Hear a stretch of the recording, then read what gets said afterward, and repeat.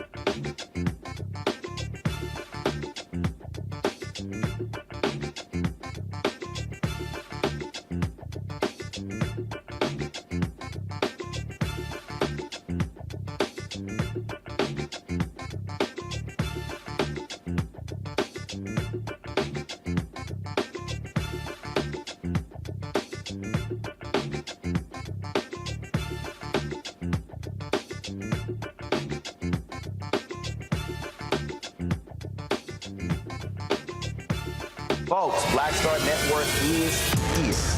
Hold no punches! I'm real revolutionary right now. Support this man, Black Media. He makes sure that our stories are told. Thank you for being the voice of Black America, Roland. Stay black. I love y'all. All momentum we have now, we have to keep this going. The video looks phenomenal. See, there's a difference between Black Star Network and Black-owned media and something like CNN. You can't be Black-owned media and be scared. It's time to be smart. Bring your eyeballs home. You dig?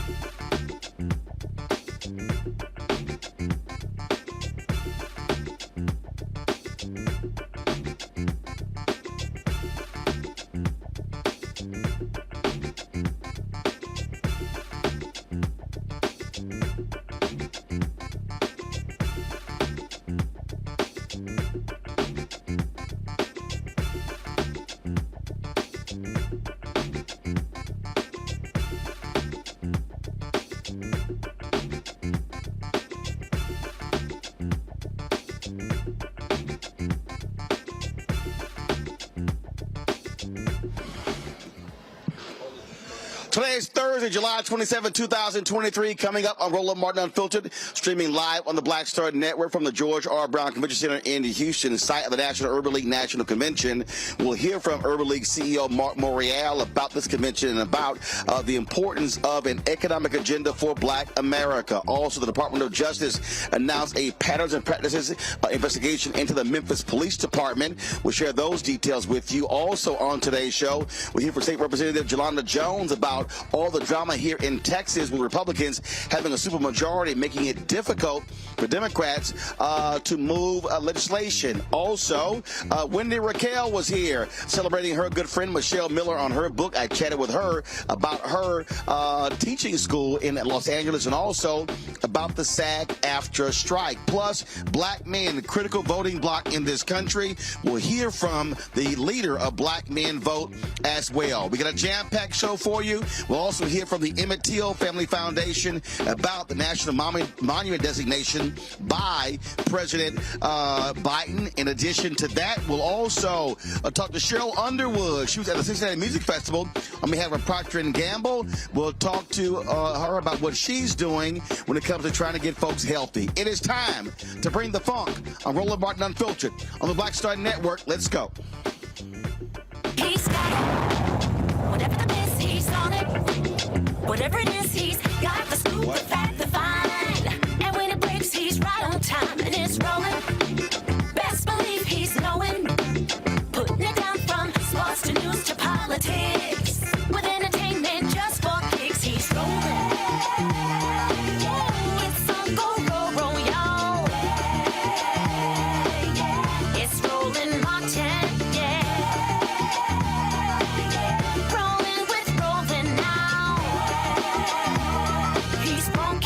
He's real, the best, you know he's Roland Martin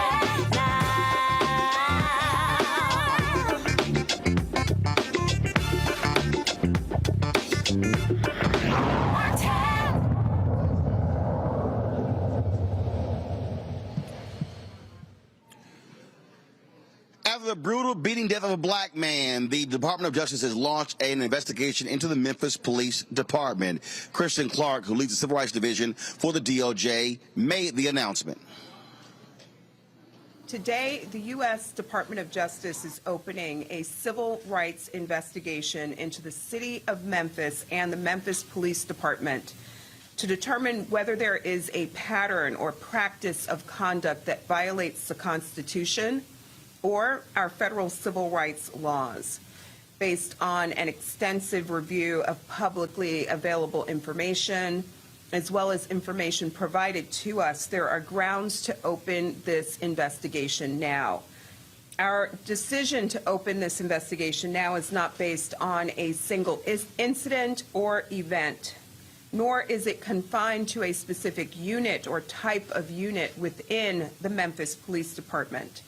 For example, we received multiple reports of officers escalating encounters with community members resulting in excessive force. There are also indications that officers may use force punitively when faced with behavior they perceive to be insolent. The information we reviewed also shows that officers may use force against people who are already restrained or in custody.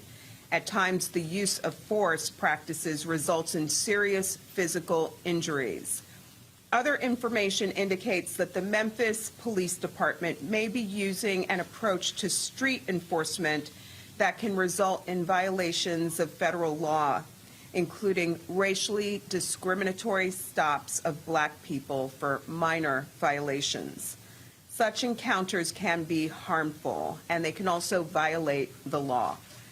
Our review indicates that even in a majority Black city, MPD's traffic enforcement may focus disproportionately on the Black community. Black drivers receive a significant share of vehicle citations, such as for tinted windows or broken taillights.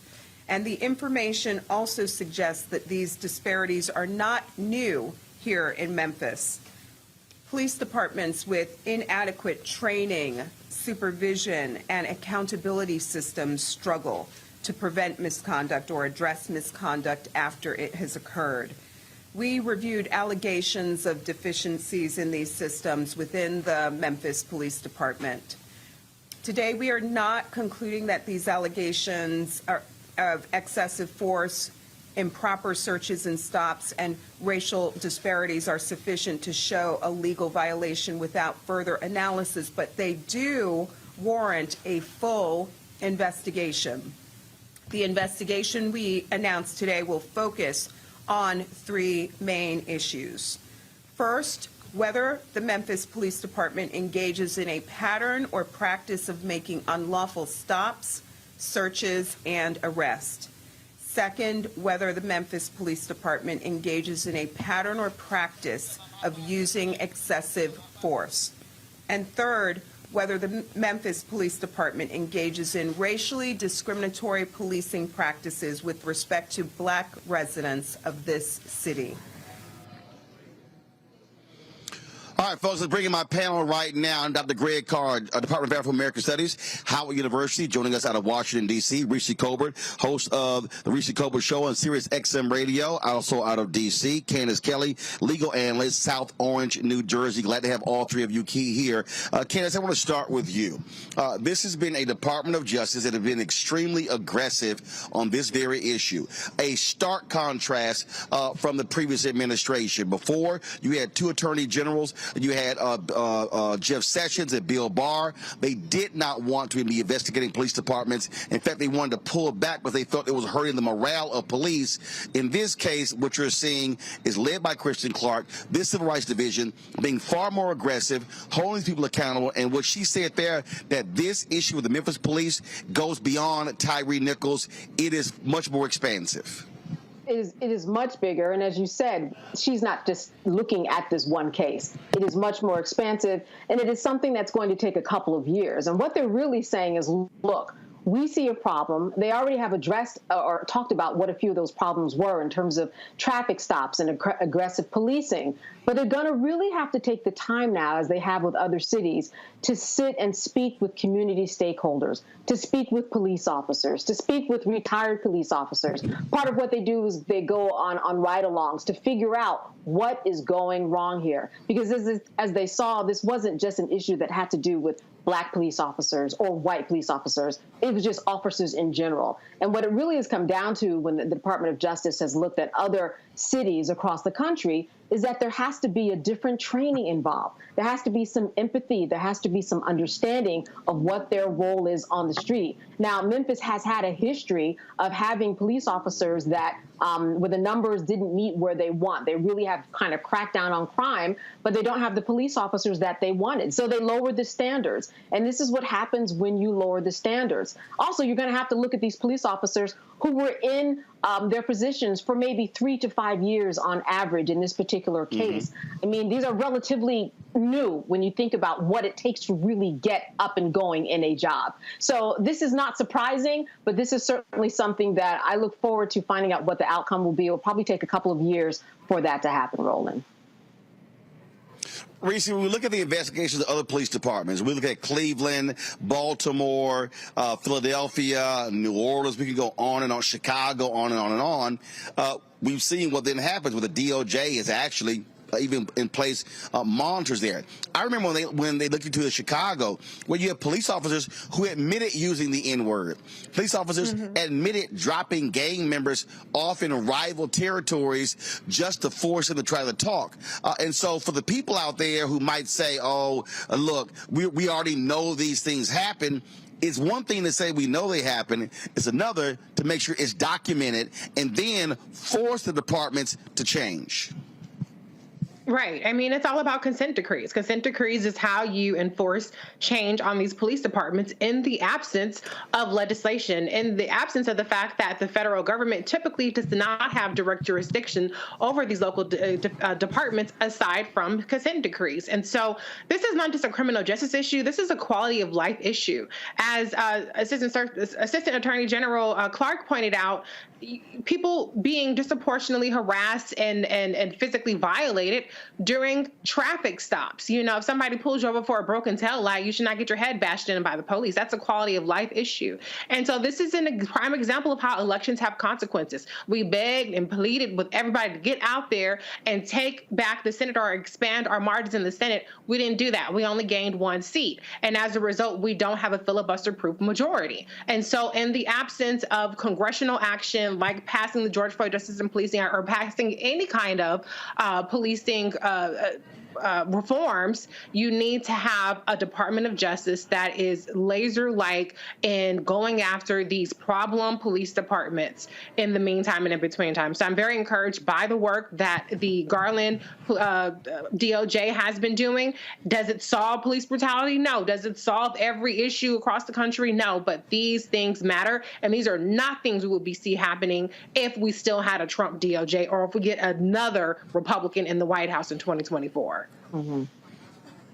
And that's the key. And that's the key right there, Greg Carr, that people have to understand. People who are watching and listening, they must realize that Biden-Harris doesn't win in 2024. We're going back to the dark ages. We're going back to Barr and Sessions, where they tried to get rid of consent decrees. I remember Sessions, one of the first things that he did, they tried to get rid of the consent decree in Baltimore. The mayor of Baltimore, the police chief, had to fight them in federal court, and the judge was like, no, that consent decree was signed. Republicans do not want to hold cops accountable. Right now, Greg, there was a cop who was found guilty in Mississippi. The state attorney general is trying to overturn that. A prosecutor's like, what are you doing? In Missouri, the governor of Missouri is looking at pardoning a Kansas City cop who killed somebody because he disagrees with the with the judge's decision. And this is a contrast. When I hear these people, I had a dude who came up to me the other day when I was driving back from the OTC, the Richard T. Golf Classic. It was probably about, 1 o'clock in the morning. We're at the Flying J. I don't know where in the hell I was, in New Jersey, Pennsylvania. And some brothers, 3 brothers who stopped me, Greg. Two guys who were, one was a cab driver, one was a trucker. There's another trucker. And there's one dude, he's like, man, I want to know why won't you debate Jason Black? I was like, why in the hell would I debate that fool? I'm like, I don't give a damn what he is. I said, he's irrelevant. So this brother starts going on and on and on about, oh, man, you always sitting here talking about voting for the Democrats. I said, okay, tell me what you care about. Give me 3 issues. I said, and I will show you the contrast between what Republicans are voting for and Democrats. I said, take the D and the R off. Let's focus on how they're voting. He goes, white supremacy is one. I said, when Jamal Bowman had a bill to get rid of white supremacists in the military and the military and the cops, I said, all Democrats voted for it, all Republicans except one voted against it. I said, so how in the hell are you going to have a conversation with me about Republicans and Democrats? Then he mentioned, well, I don't like what DeSantis is doing. I said, let's see. Who voted for what DeSantis is doing? Republicans. Who opposed the Democrats? I said, so what are we talking about? And I thought, like I was dead tired, but his ass got me wide awake, and I licked to his ass. I said, y'all keep talking to those stupid-ass people out here who know nothing. I said, and y'all want to say somebody is shilling. I said, well, no, I'm advocating for black people. And if I'm advocating for black people, I can say, a Biden-Harris Department of Justice is going to be far more aggressive in going after cops, putting wardens and correctional officers in jails than a Republican DOJ. I said, it ain't hard to look at. I said, but y'all are so stuck on stupid because you want to hate Democrats. I said, we can kick their ass and hold them accountable. I said, but what I'm not going to do is act like they're not trying to do something about road cops. Absolutely. Well, first of all, let's just, of course, take note of the fact that even in the wee hours of the morning, black people feel like they can roll up to you in the middle of nowhere and get into an argument about news. That is the value of black news media platforms. All people know you for them, even when they think they disagree. That's first of all. But Greg, it was something too, because he was sitting here and then he was like, well, it's a whole lot of stuff you say that ain't right. I said, name 2 or 3. I've been driving 13 hours. I said, some bitch, I've been up 30. I said, I've been up 30 hours. Come on. I told him, I said, his name was Brandon. I said, Brandon, let me tell you something. You ran up against a real one. I said, I don't care how tired I am, my ass ready to hit you with facts. I said, you better stop listening to fools like Jason Black and Professor Black Truth and the rest of these fools. I said, because you roll up on me, I'm going to hit your ass with receipts. No question. It's Professor Black Truth is called. I don't know who the hell that is behind some voice modulator on YouTube. We can just say that. But I know Tom Brokaw, Mike Wallace, they never had nothing like that happen to them in the middle of the night in Jersey or Pennsylvania. So again, right. the value. So, but here we are again. Kristen Clarke, Black America's Attorney General, as far as a lot of us are concerned, strikes again. She does it again. In March, it was Louisville. In June, it was Minnesota. And here we are in Memphis. And in fact, the mayor of Memphis, Jim Strickland, was like, wait, well, I wish she'd double back and talk to us. No, you've been talked to enough.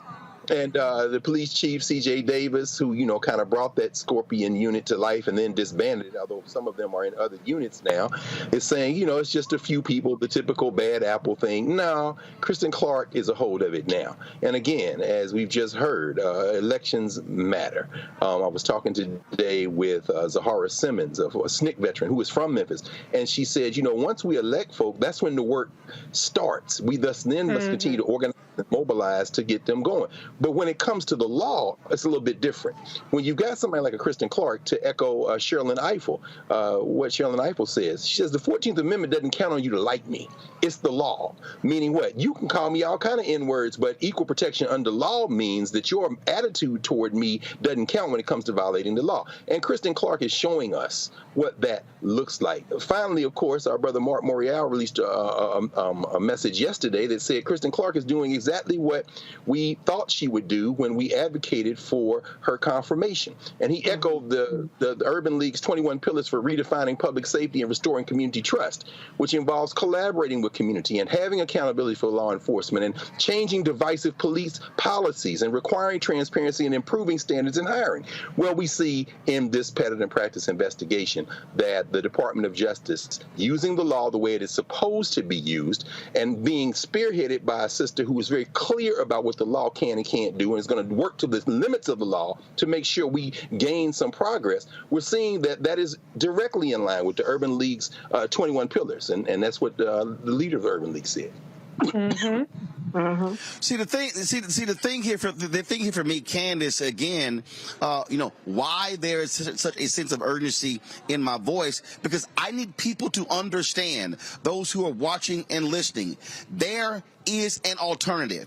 We cannot talk about holding cops accountable. We cannot talk about criminal justice reform. We cannot talk about all these things if we're not going to actually acknowledge the work that is being done to hold them accountable. And so if you do not have the George Floyd Justice Act, if you have not gotten rid of qualified immunity, the one power that you do have is to be able to investigate the departments. And as Greg said, the mayor, Strickland, you can go to hell.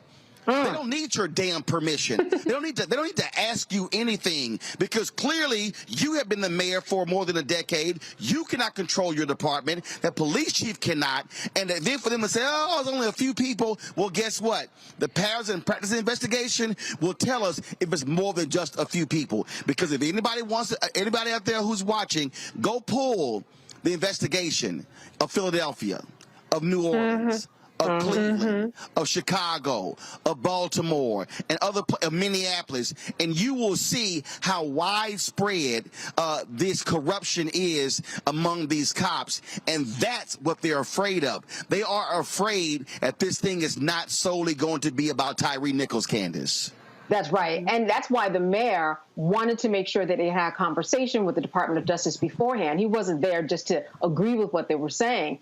He wanted to have a conversation with them to say, listen, let's try to do this a different way. I don't want my lack of work in my position to be shown to the world, because I haven't done what I need to do in order to get this police force in order. And what we're going to see are patterns in practice that the mayor does not want anybody to see. But you have to acknowledge the fact that all of this piecemeal work so far has not quite been working the way the Constitution has set out. It's already written in terms of the civil rights that people are supposed to have. It's already been written in terms of what police officers, what legislators, what the courts are supposed to be doing in the name of justice. So what we have, as Reese said, are these consent decrees that at least say something, some agreement to say, listen, I know that other parts of the legislative, the executive parts are not doing what they need to do. Here we are. Let's put something on paper and come to an agreement that at least something should take place, because it's not happening in other areas, like you said, or else the George Floyd Policing and Justice Act would have been passed. But we don't have the attention that we need to. So now we've got this piecemeal approach, and this is all that we have. Indeed. All right, folks, hold tight 1 second. Going to a break. We come back. We're going to hear from Mark Morial, CEO of the National Urban League, about the fight for economic equity for African Americans. Also, we are here in Houston, and I talked with Texas State Representative Yolanda Jones of Houston about the kind of hell they are battling with Republicans in the legislature. Texas also now is trying to ban books. We also know about DEI. Folks, understand, this thing ain't just Florida. It's Texas. It's Georgia. It's Mississippi, it's Alabama, it's South Carolina, it's North Carolina. We had better understand, if we are sitting our asses on the sideline, other folks are voting, and if you ain't voting, shut the hell up. We'll be right back.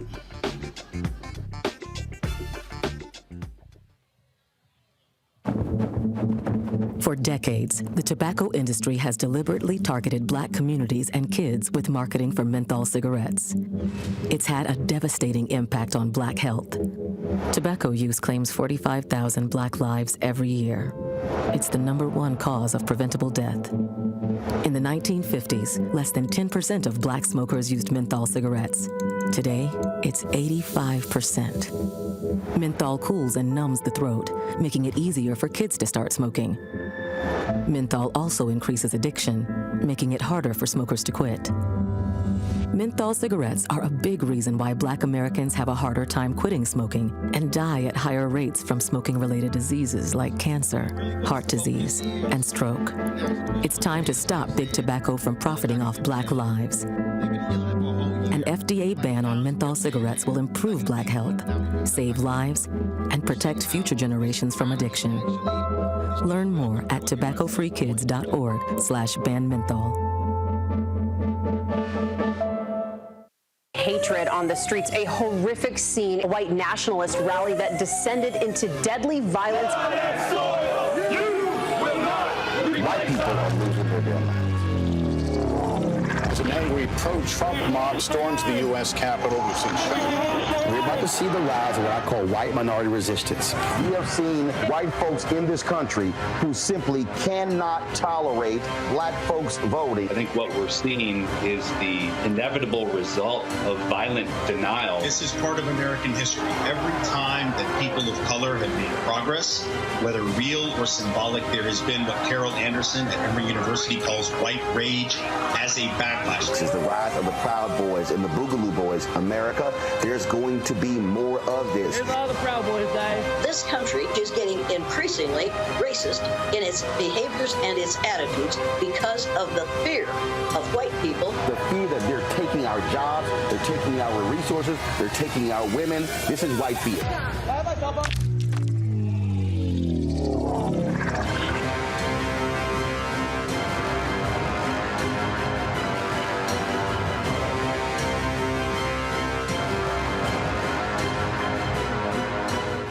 What's up? It's Tammy Roman. Hey, it's John Murray, the executive producer of the new Sherry Shepherd Talk Show. It's me, Sherry Shepherd, and you know what you're watching, Roland Martin Unfiltered.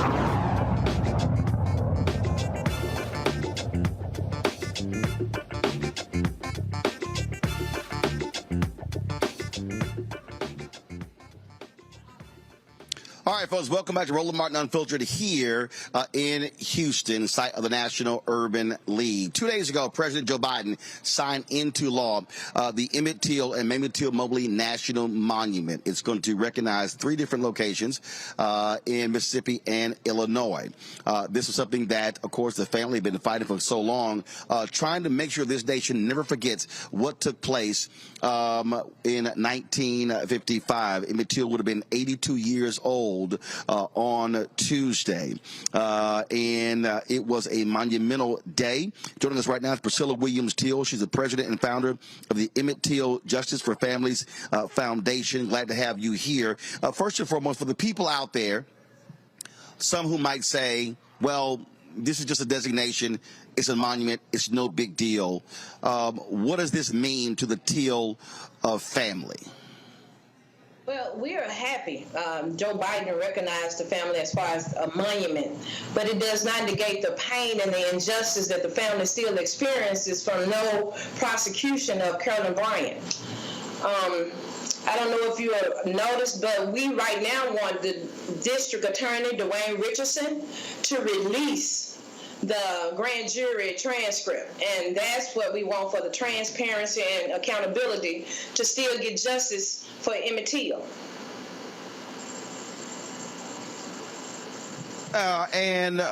When you talk about releasing those documents, look, we talked about the other day about the assassination of Malcolm X, and in our position is very clear. Everything should be released so the public knows exactly what took place. Yes, sir. And I think the public don't realize how you had the United States Senator James O. Eastland, who was head of the chairman of Judicial Committee back in 1955 when Mamie Till filed a lawsuit against Roy Bryant, J.W. Milam, and Carolyn Bryant. And, you know, after that, Medgar Evers was killed in 1964. So it put a lot of fear in the family, and she left the lawsuit alone. So what we do know now is the family is still pursuing why Carolyn Bryant was never prosecuted in the state. And then you have James O. Eastland. Think about it, the United States Senator involved in a kidnapping trial, and he goes to the Department of Defense, get Louis Till's records, and bring them to the 1955 trial to get J.W. Milam and Roy Bryant acquitted. You gotta say who Louis Till is. And so, you know, that's very powerful, and I don't know if people realize that Louis Till is Emmett Till's dad. Questions from my panel. I'll start with you, Reese. I just want to say thank you for being here, and I think this is a really historic and significant, monumental designation. How do you think this will impact the fundraising that your family has been trying to do to help preserve these sites now that it's been designated as a national monument? Well, we're looking forward to donations, but, you know, the sites are important. It's about the justice that the family is still seeking. It's about, you know, the national sites don't get justice. The national sites don't get, people still are being murdered. People are still being lynched here in Mississippi. And that's a problem for us. We still have white supremacists that's ruling the state. So to have the national monuments, I don't know if you all are aware, but they were attacked, the designated sites. You had white supremacists still shooting up the sign. So for the national monuments to be here, it's a great thing, but what happens next? No one is holding the state accountable for the past discretion. So we're just waiting to see what happens. And then, like I said, to move things forward after these national monuments is to bring now to see what the DA will do as far as releasing the grand jury transcripts. We want the transparency of being able to view those records to see why she was never arrested, why she was never prosecuted, and to release those records to to our lawyers, the Black Lawyers for Justice. Greg Carr, your question. Thank you, Roland, and thank you, Sister Williams Till. I couldn't agree with you more, sis. Lauren Victoria Burke last night, or night 4 here on Roland Martin Unfiltered, made that point. We need some policy in addition to these kind of presidential proclamations. But in that spirit, I have a couple of very quick questions. The Bryant's Grocery and Meat Market, is there a reason why that wasn't included in the national national monument space where the actual incident, the lie took place, Carolyn Bryant? And the second question, very quickly dovetails into what you've already said, and you and Reese had a conversation, which is, how can this designation really be used to go after that justice that we all need? And again, thank you again, because y'all Mississippi folk don't play with this. We're gonna get justice. Yes, sir. Yes, sir. First and foremost, that store, that meat market, no one owns it. There's not deeds to it. So that's the only reason it has been made a designation. So that's interesting, because I don't think Americans know that really and truly no one has the deeds on their property. Yeah, so it stayed on. So that's the reason why they had made it a federal national monument. And second, I think we need to expose, first and foremost, Mississippi is the belly of the beast. And when I say that, I mean we had the highest in lynchings in America. Right now, we have over 45 racist organizations here. We have a United States Senator, Cindy Hyde-Smith, that made the statement she could sit on the front row of a public lynching. You have Lynn Fitch, who is our Attorney General. Dad had remodeled Nathan Bedford Forrest's home, who was the grand wizard of the Ku Klux Klan, having corporate businessmen fly into Mississippi, going to this resort right now in Mississippi. So right now, what we need to be dealing with is not national monuments. We need to be on the ground with task teams. We need the Department of Justice, Civil Rights Division. We need some type of team of people, efforts to be here on the ground in Mississippi, because if you all hadn't been paying attention, we have white men picking up black men, dropping them off in the woods and chasing them down as if it's a game. And we have a young man. Excuse me? Ma'am? No, go right ahead. You said a young man. You were about to say. Right. Yes, we had a young man, two black boys. Besides Rasheem Carter, I know you all have heard, but I'm going to just talk about this latest case. We had a young man picked up by a group of white men with another black guy that were friends, supposedly, and the two black guys, they dropped one of them off and proceeded to drop the other one off, but instead of dropping him off at home, they drove him past his home, off into some woods, chased him down and said, "Nigger, we got you. What you gonna do now?" Broke his arm, and the guy was able to get away, running to the highway. And now, for fear, we have had him to come to some of the meetings. He will not come, but this is known. It was on, they had it on Instagram, and these are things that are happening in Mississippi today because no one is holding anything accountable here. Anytime it's been 6 to 8 years, Emmett Till's murder, Carolyn Bryant was able to die, a free woman, when we have all this evidence to bring her to trial. See, what I want to see happen is something happens as far as getting task teams down here, starting in the state of Mississippi. And once you can take these racists out of office here in this state, then we can move this country forward. Not just the state of Mississippi, but the country forward. You got us in the Bible Belt. Think about it. Mississippi, Louisiana, Tennessee, Alabama, Georgia, Florida. If I didn't say Florida, Arkansas. We're supposed to be Christian. These people don't live as Christians. They're using it as a front because there is no way that we will be subjected to the things that are still going on in Mississippi. You got the Rasheem Carter, whose body parts were found all over the place. That's a modern day lynching, and no one is talking about that. No one is calling that out. They're talking about abortion. Well, we need to be talking about the lives of black Americans. We need to be discussing that. We need to be talking about these racist organizations that exist right now here in the state of Mississippi that's causing, you got these white boys. I have been reporting it. Since 2017, I have been harassed, followed. I have written plenty police report, incidents report. My car has been hit by these Klansmen, and then they wait till someone is murdered, like body parts are found. And these same men that Rasheem Carter told his mother, "Mama, if anything happens to me, check out my job, my boss, and the men that I am working with." But no one has been charged for that murder. No one has been charged for a 25-year-old body part spread all over a community. And white children come to school and talk about a black body being in their hog pen. But no one is talking about that here in Mississippi. So I want to see task teams form. That's the purpose of creating the Emmett Till Justice for Families Foundation, to formulate lawyers, to formulate forensic pathologists, investigators. We have our own task teams. We need to be able to combat this. We can't fight this without the government. We can't fight this without the government, but this is what's going on. White supremacy is not being held accountable. That's the reason why we need new representation in the state of Mississippi. And I plan on being part of that new representation. All right, then. Priscilla, we certainly appreciate it. Thank you so very much. Continue to fight for justice, and we'll be right there as well. Thanks a lot. Yes, sir. Yes, sir. Thank you.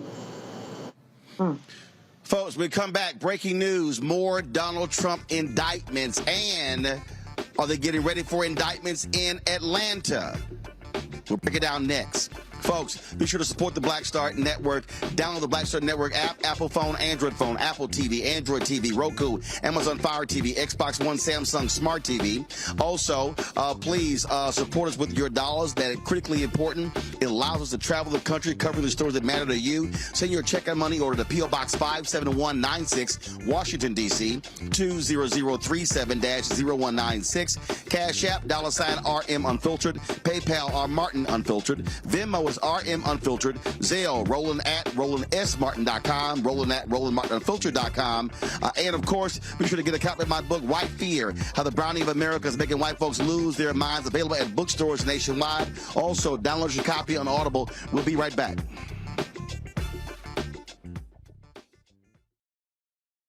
When you talk about blackness and what happens in black culture, we're about covering these things that matter to us, speaking to our issues and concerns. This is a genuine people-powered movement. There's a lot of stuff that we're not getting. You get it, and you spread the word. We wish to plead our own cause. Too long have others spoken for us. We cannot tell our own story if we can't pay for it. This is about covering us. Invest in black-owned media. Your dollars matter. We don't have to keep asking them to cover our stuff. So please support us in what we do, folks. We want to hit 2,000 people, $50 this month, raise $100,000. We're behind 100,000, so we want to hit that. Y'all money makes this possible. Checks and money orders go to P.O. Box 57196, Washington, D.C., 20037-0196. The Cash App is $RM Unfiltered. PayPal is R. Martin Unfiltered. Venmo is RM Unfiltered. Zelle is Roland at RolandSMartin.com. I'm Dr. Greg Carr, and coming up on the next Black Table, thinking about the Black freedom movement in a global way. Dr. John Monroe joins us to discuss his book, The Anti-Colonial Front, which maps the social justice movement in the United States and its impact internationally, from Asia to Africa, and how movements like anti-communism were used to slow down racial equality, like critical race theory today. Critical race theory today, communism back then, this essentially mobilized to shut down any challenges to a given system of power. Connecting the civil rights movement to colonialism on the next Black Table, exclusively here on the Black Star Network.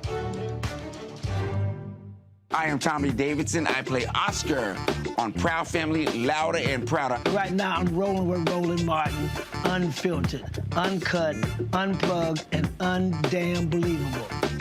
You hear me?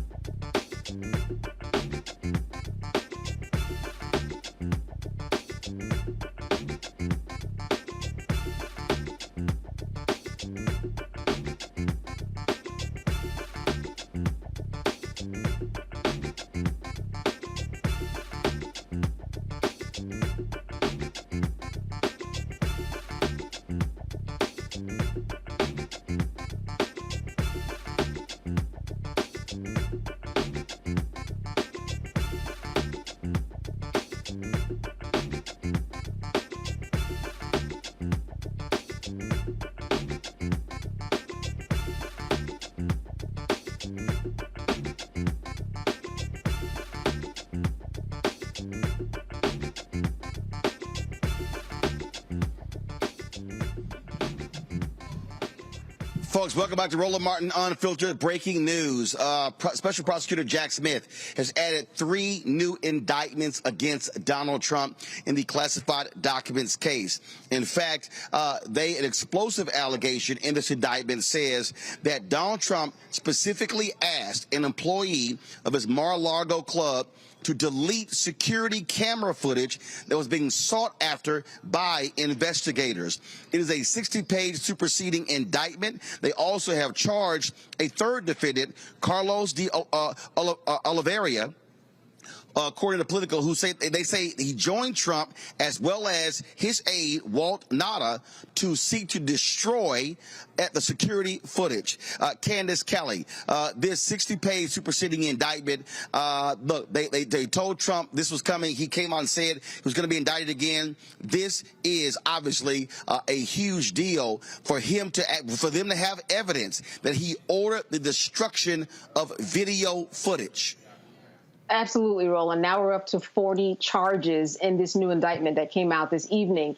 And really, I think what the feds are doing is they are looking for somebody to turn. Walt Nada has not done it so far, or else we would have heard of something in terms of Walt Nada making a deal, right? We haven't heard that. Now we've got Oliveira, and he's the one who's now on the chopping block. Look at the last names of these people involved. Would you be surprised, or would anybody be surprised that this would be something perhaps targeted? You have Latinos involved, who have families, who may be in a situation where they can threaten things over their head in order to come forth and say, listen, let's make a deal because we know that you are closely associated with these people in your life who may have immigrated in a way that is not proper or maybe here illegally. And so I think what they are doing strategically is little by little trying to figure out who they can add to the case. And they probably actually know who they can add to the case to see who we can turn. It happened with Michael Cohen, who was his staunch supporter, but he eventually turned. That's what I think they're doing right now, adding people onto this case because they have to turn somebody, because so far, nobody has done it. This right here, Reese, is greatly significant because, again, you have the previous indictments. And look, I don't care what anybody says. Republicans can try all they want to say, oh, he's being targeted, he's being harassed. When the feds have evidence that you ordered the destruction of video that was being sought by prosecutors, look, that is a grave felony charge, and it does not bode well for Donald Trump. No, definitely not. I mean, obstruction, anything related to obstructing an investigation is going to land you in serious trouble. And it also goes to show his state of mind and his guilt. It's evidence that he's willfully doing these things, which is why he's getting charged with willful detention of these classified documents. Otherwise, why are you trying to conceal the fact that you had these documents in the first place? It would have been very easy for him to simply, first of all, not take them in the first place, because that's what he shouldn't have done, and for him to give them back when they asked him to return the documents. This did not start out as a criminal charge in terms of the National Archives just saying, hey, you have our documents, give it back. And so the fact that Trump decided to go down this path, this is a crisis of his own making and one of the Republican Party, because this is at the point now where Trump has no choice but to carry on, try to get back in that White House so he can pardon himself. He can't rely on any of these Republicans claiming that they're going to pardon him. Some of them won't go on record and say that. And we know for damn sure Biden ain't going to pardon his ass. And so this is something that now is becoming more and more dire for Trump to continue on and taking the whole Republican Party down with him. Greg Carr, they can spend all their time talking about Hunter Biden, all this sort of stuff like this here. But guess what? You got Thug in Chief who's sitting over here facing these charges. And Greg, check this out. This video has went up today. They are installing today, about 4 hours ago, barricades outside of the Fulton County Courthouse. That tells you, remember, Fannie Willis told judges not to have any trials in the first 2 weeks of August. If you're Donald Trump and Lindsey Graham, you better watch out. Looks like Fannie is about to drop the hammer on Trump and all of the folks who are involved in him trying to rig and steal the 2020 election. No question, Roland. We're counting on the young cats down there in the ATL to do the remix now. Let's get a bad boys. What you gonna do? What you gonna do when they come out? Come on, Dirty. Y'all got to come through. I'm looking for the young boys to put the remix video, because Fonny getting ready to drop that bomb. There's no question about it. And they putting up the barricades, but don't worry about it. It's gonna be some remixes out there. But I couldn't agree more with everything Candace and Reese have said. And y'all know Candace Kelly know what she's talking about. This is they gonna try to flip Carlos. Carlos was part Lago, y'all. And then he moved up to head of maintenance. And they got him on the camera moving boxes. And then he turned around and called the cat from IT right after the prosecutors subpoenaed Trump's company. They got Carlos on the phone talking to IT, and now you got gaps in the video. I agree with you, Candace. I think they might be able to deter Carlos. Carlos Oliveira don't have the protections of Donald Trump. So, yeah, they know what they're doing. But come on, y'all. Come on, ATL. Come through. We need the Bad Boys remix on Fonny Willis, because she about to do her star turn. Right. Mm-hmm. Well, Candace, I don't think Donald Trump and Lindsey Graham are going to be playing Ludacris and Jermaine Dupri's "Welcome to Atlanta" theme song. No, not at all. Not at all. He's preparing right now for what that tweet is going to read, so he can come in defense and try to get the public on his side. But look at all these numbers. He's got Fannie that's coming. He just finished, with the rape case, and that still is ongoing. We've got the fraudulent case in New York City that's coming up and beefing up his properties. He's got so many cases coming up that I don't see how he can even think about running for president. I'm telling you right now that they have the evidence. In other words, what we're seeing with the gaps on the video and the phone calls, they've taken Oliveria's phone. We already have that type of evidence. They're looking behind the scenes, like Greg said. They got to make a deal somewhere. They're trying to figure out who is going to be our star witness in all of this. Because once that star witness comes in one of those cases, then all the other cases are going to come down like dominoes. Because once that one case is out there, people are going to be perceiving him in an absolutely different way. And he won't be this, Donald Trump, I'm tightly clad with everybody behind me and nobody can penetrate me. It's going to be a different story. Fanny is coming for the remix, like Greg said. And look here, Reese. Again, Republicans, Jim Jordan and Matt Gaetz and Boebert and Marjorie Taylor Greene, all of these idiots, they can try as they might. Guess what? You keep pounding, you keep throwing body blows, you keep throwing haymakers. At the end of the day, you're gonna fall. And what is Donald Trump scared the most of?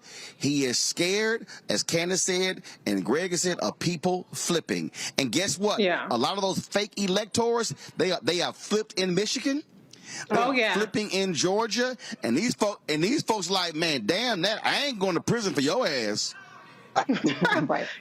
Nobody has put more white people in danger of being indicted than Donald J. Trump. I mean, he has taken all these white folks and some Latinos down with him on his way to jail, short of a pardon. I mean, this is absolutely astounding, the level of criminality that he is caught with, because we didn't know he was a criminal. We know he was a degenerate. He made that very clear throughout his entire career. All these bankruptcies, all the people he screwed over, his racism, all of his isms that he has displayed, and his incompetence as a president of the United States. So none of this should be a shock, except for the fact that a white man finally is being held accountable for his crimes. He went too far, too many times, and now it's coming back to bite him in the ass. And I'm glad that you mentioned Michigan. They are putting the screws on these folks all across the country so that they don't even think about doing this again in 2024. January 6th commission that Jack Smith is, or who, I don't know exactly who it is actually for the January 6th thing, but they have a grand jury that's going to indict Donald Trump's ass. He already announced that. The indictments haven't come yet, but he knows that's coming. He is in deep shit. And as much as you want to say that the Republicans want to try to deflect with Hunter Biden is not on the ballot. Donald Trump is trying to be on the ballot. And unfortunately for the Republican Party, the voters of the Republican Party, the 30% of the 15% of the people who vote in the primaries are still with Trump. So they all have to still be with Trump. And to be honest, they don't have any real galvanizing alternatives. And that's why Trump continues to gain ground on all of his competitors in the Republican primaries. Mm-hmm. Someone's going to turn. When you're sitting here, when you look at this whole deal right here, Greg, and you start looking at, again, the actions here. You take the case of this guy, Oliveira. He's the one who drained the Mar-a-Lago pool that flooded the room where the videotapes were being held. Yep. Bro, really? And again, if you're working for this dude, look at Michael Cohen. We could go on and on and on. Donald Trump has wanted people to lie for him, to get in trouble for him, and he's not going to sit here and save you. And what these idiots are now realizing, and I'm telling you, they will be dumb. He could try to promise, like the tax case, the guy with the Trump organization, where they were paying his legal fees and everything else. Guess what? The rest of these people, they don't have multi-million-dollar deals, and that guy kept his mouth shut, okay? And I'm telling you right now, I just can't wait to see Fox News and Newsmax and OAN, what's going to be the new one now? I can't wait to hear them try to spin, oh, no, he didn't do anything wrong by ordering the destruction of surveillance tapes. No, I mean, but again, I mean, just to reiterate, I think Candace is on to something. You're talking about a guy who is notorious for not paying his employees. It's one thing when you're a lawyer. Yes, it's one thing when you are an accountant. It's another thing when you may or may not have papers in the United States. And I wasn't joking. I mean, New York Times reporting, I mean, Carlos de Oliveira, he was literally parking cars at Mar-a-Lago. You've got people who are easily flipped because you're going lower into the class structure. And so I think Kansas is onto something. I mean, what they have identified is this is a cat who's got a lot to lose. And as you say, Roland, probably doesn't have a bank account, certainly can't hire a high-powered attorney. Now, what will be interesting is to see which of these cats come out the shadows and maybe tries to pick up or doesn't try to pick up his legal bills. Because, he's doing what he's told so that he can continue to earn a check there at Mar-a-Lago and maybe even be paid under the table. He's not asking any questions. He's moving documents. He's draining a pool. He makes a call to somebody in IT to talk about maybe something can be done about this footage. Now, I'm sure he knows somewhere in the back of his mind, because, look, we're black in America. And if you're black in America beyond the top 1% or whatever, you probably have either seen on television or heard somebody, your cousin or somebody down the street, somebody in your community say, hey, man, hold this for me. Man, I'm not holding that for you. In other words, I mean, we all have been in a situation or know somebody who's been in a situation where it's like they ask you to hold something, but if you've been around more than 5 minutes, you know not to do it. But what happens when your back's against the wall? It's a lot of people work at Mar-a-Lago whose backs are against the wall economically, and maybe the feds have found one of them who will be easier to flip than an attorney or an accountant in the Trump organization. Mm-hmm. Well, folks, again, as I said, we showed you the video and it's circulating on social media. They are putting up barricades outside of the Fulton County Courthouse. That could mean, folks, that in the next day or two, that Fannie Willers, the Fulton County DA, could be announcing her RICO indictments against potentially Donald Trump, Senator Lindsey Graham, and many others who were involved in trying to corrupt the system and steal almost 12,000 votes in order for him to win Georgia. We'll be covering this to see exactly what happens next. Got to go to a break. We come back. We'll hear from Mark Morial, CEO of the National Urban League, talking about the economic future of Black America. You're watching Roland Martin Unfiltered on the Black Star Network, live from Houston, Texas, site of the National Urban League National Convention. On A Balanced Life with me, Dr. Jackie. How are you being of service to others?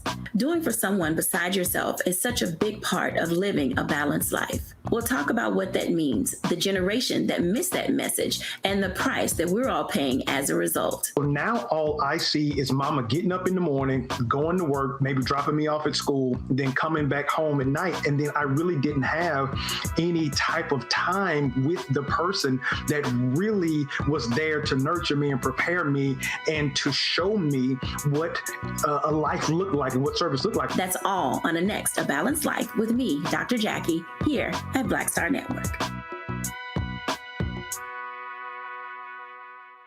On the next Get Wealthy with me, Deborah Owens, America's Wealth Coach, financial literacy. Without it, wealth is just a pipe dream. And yet, half of our schools in this country don't even teach it to our kids.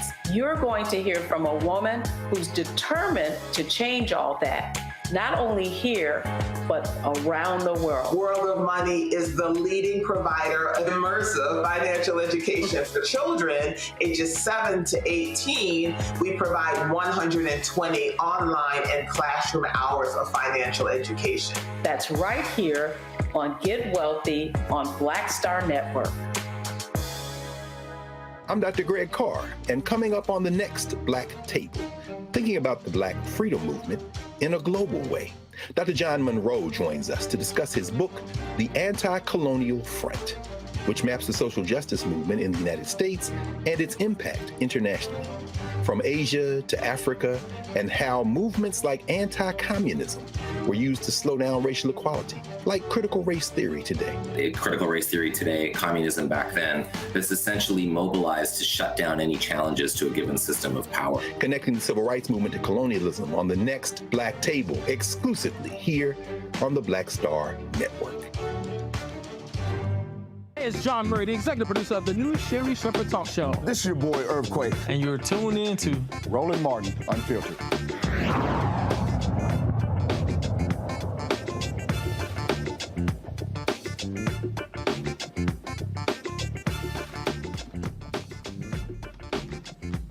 Let's go.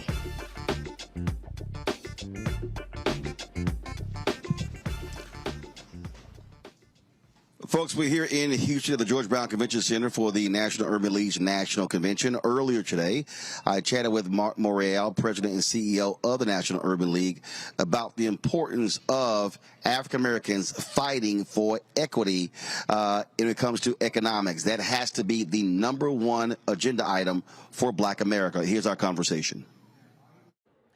Mark, you're here in Houston, my hometown. Your hometown, good brother. First of all, walk us through this conference and really what the focus is. We're now in a situation where the Fed has now said, oh, there's not going to be a recession. They've been yelling it for a whole year. Black economists have kept saying it's not going to be one. Now we know there's not going to be one. We're seeing how this economy actually is doing well compared to what everybody said it was going to do. But people still mentally say it's not doing well, which is sort of an oxymoron. So first of all, it's great to be in Houston, your hometown, and we're here because of Sylvester Turner, Judson Robinson. They made an effort to say to us, we want you here, and put the support together and cut the red tape and made all the arrangements. So we're excited to be here. This Urban League conference, like everyone, is a purpose with a party. So we have a message. One of the messages is we're here in Houston because of Sylvester Turner, because of the diversity of Houston, because of the energy of leaders like Rodney Ellis and Sheila Jackson Lee and Al Green and many, many others, the legacy of Barbara Jordan and Nikki Leland. So many important reasons why we're here. But we're also here, Roland, to send a message to Governor Abbott and the state of Texas for its race to the bottom that he is leading and engineering when it comes to issues of justice, economic opportunity, and equity. This governor, this legislature has engaged in closing polling places, making it more difficult for people to vote, taking and utilizing old 1950s and 1890s tactics to simply say, I'm going to stop you from voting, I'm going to make it hard for you to vote. It's targeted at black people, it's targeted at brown people. Secondly, Texas leads the way when it comes to book bans and attacks on black history curriculum. So Texas and Florida are ground zero in this new and renewed civil rights fight of our generation. So we are here for that reason. The economy, you asked me about the economy. I always believed that the talk of a recession was an exaggeration and overblown. because many of these pencil pushers were predicting a recession while the economy continued to produce jobs. Usually what you see in a recession is you see the diminution of job creation, the beginnings of layoffs. That never occurred. Having said that, I would have preferred if the Fed had not raised interest rates yesterday. Why?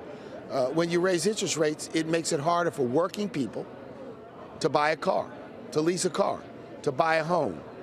It makes credit cards more expensive. And the reason why, even though the economy is growing and unemployment is low, people feel pain is because basic necessities like housing and health care and college education have gotten far more expensive in the 21st century. And that is truly the case. And those issues are going to remain out there. So Black America, we had the highest Black unemployment rate less than 4 years ago during the COVID recession. Now we have one of the lowest, but it's still almost twice as high as the white rate. So our goal is economic parity. Our goal is to try to have, if you will, equal Black and white unemployments. That doesn't mean we've solved all economic problems, but that is a step in the right direction. You spoke of economics. You talked about being here in Texas yesterday. Our fraternity, Alpha Phi Alpha, yes, announced they're pulling the convention out of Florida.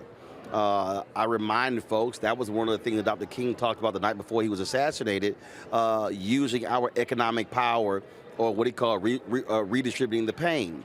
And there are some folks who say, oh, well, you know what, they're still going to make lots of money. But the reality is, if 5, 10, 20, 50, 100 Black organizations pull conferences and conventions, we're now talking about $250,000, 500 million or more. Disney has said, hey, you know what, we're reconsidering making the investment.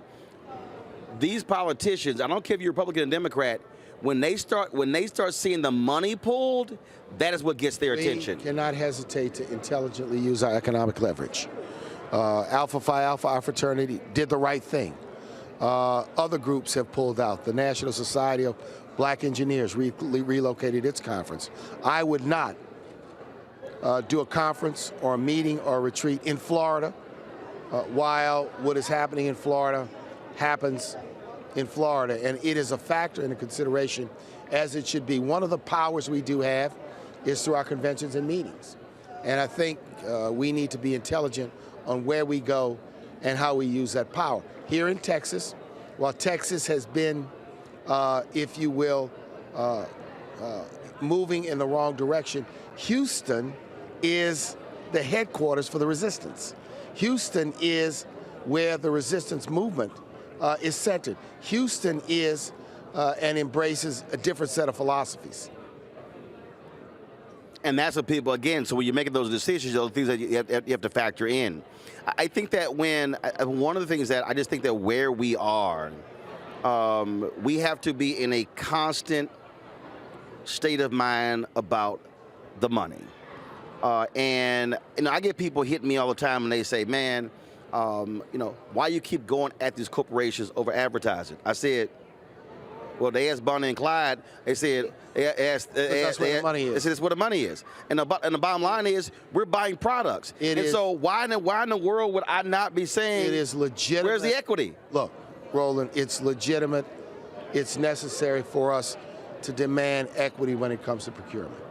It's legitimate when we, Black people, have almost a $2 trillion spending impact on the American economy.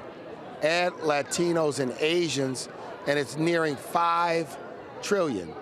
That would make us, I don't know, the third or fourth largest nation in the world. Right. It is a legitimate conversation. If conservatives can use economic pressure to challenge Bud Light, we can or target economic the company. Absolutely. Pressure. We have to do it smartly. We have to do it intelligently. I think a first step is being very, if you will, aware about where we situate our conferences, fraternities, sororities, civil rights organizations, our church denominations all have meetings. This meeting, I was asked today by a journalist here in Houston about the economic impact of this conference. Primary and secondary, it's $25 million on the Houston economy. That's nothing to laugh at or sneeze at. This conference, we're spending money in this convention center. We're going to buy 5,000 to 7,000 meals. The Sigmas were just here. They had their convention here. So you do, let's just say, just simple math. If you had 10 black organizations that came to Houston, that's $250 million. Easy. So again, you go 20, it's $500 million. See, and I think a lot of times we're not understanding how much we're actually spending. Well, we are not always. We have to do a better job of understanding economics, period, our economic impact and our economic power. So, look, Roland, keep and continue your advocacy. We need all voices in this important work and in this fight. In the Urban League, you know, we are heavily focused on economic empowerment. We serve 13,000 small businesses in our small business centers. We help 250,000 people through workforce development, job training, and job placement. We're helping some 40,000 to 50,000 aspiring home buyers through home buyer education. We just started a new initiative, first time ever, with the Building Trades Unions, where we're going to be recruiting African Americans and Latinos and others into apprenticeship jobs. Some of these jobs in construction, like crane operators and equipment operators, make six figures. These are middle class. Well, especially when you go out, $600 billion about to be spent on the infrastructure bill. No question, and that's why we've got to get our community stronger in the game. So this initiative, we'll talk to you more about it. We're now in the sort of planning to launch phase of this initiative. It's going to be the Urban Construction Jobs Initiative, Building Trades, National Urban League, and the Department of Labor, Biden's Department of Labor under current Secretary Julie Su. But this was put together by Marty Walsh, who former mayor of Boston, Secretary of Labor. He was determined to put this historic partnership together before he left to go to the National Hockey League Players Association. All right. Well, Mark, we appreciate it. Hey, appreciate you, brother. Thanks so much. All right. All right. Good. Thanks. Good luck with the conference. Yes, sir. Greg Carr, I want to start with you. As I said there, we have to be laser-like focused on the money. We can talk about all these problems in Black America. They all go back to the money. Well, I think a great deal of them do. We are in a capitalist society, and the Urban League have nothing. Talk about laser-like focus, and I'm full agreement there. When it comes to the National Urban League, it was brought into existence in the second decade of the 20th century, I think 1911, if memory serves me correctly, to really focus on folk who were migrating out of the South into the urban South and the urban North to find them employment. The Urban League has always been about that. It has expanded, of course, its thrust, but this again speaks to the changing nature of the challenges we face. The Urban League, the NAACP, the National Council of Negro Women, and so many other organizations that go back a bit, and then joined, of course, in later years by other organizations, continue to have to attack these systemic issues. But Black America has, for lack of a better term, diversified. We now have a solid middle and upper class that frames these issues very differently than the very poor and those who are the least of these. The Urban League has been consistently on that message, and so, as you say, in a capitalist society, it does all come back to the money. But I mean, and I know you all covered this before, but I know it was put front and center again here at the Urban League conference. What the hell Mike Miles is doing in Houston Independent School District? And, taking out libraries and putting more discipline centers in place, it's hard for me to separate the initiatives that deal with job training and skill development from those attacks on our intellectual work, on the development of our minds, independent of trying to train us for skills. This is a complicated conversation. The Urban League is doing a fantastic job. At the same time, I want us to hear more about how all these things work together. It can't always be just about getting a job or setting up a financial and an economic base. All of these issues impact us, and I think we need more systemic, kind of whole, big picture conversations taking place. So when I say, Reese, when I talk about it being about the money, I'm speaking about in a much more holistic way. So, for instance, let's just bring up education. I have many people who come up to me and they say, why you support charter schools. I said, first and foremost, I support public education, charter, magnet, online, homeschool, private school. If we are getting educated, I support that. I said, but I want to be in control of our destiny. I said, so if I got a charter school, I control the teachers, I control the curriculum, I control the budget. So I look at that in a little bit different way. When I'm talking about, when I'm challenging the Executive Leadership Council, when I'm saying you are the organization of corporate America, of black corporate America, why are y'all not challenging these black board members to do more?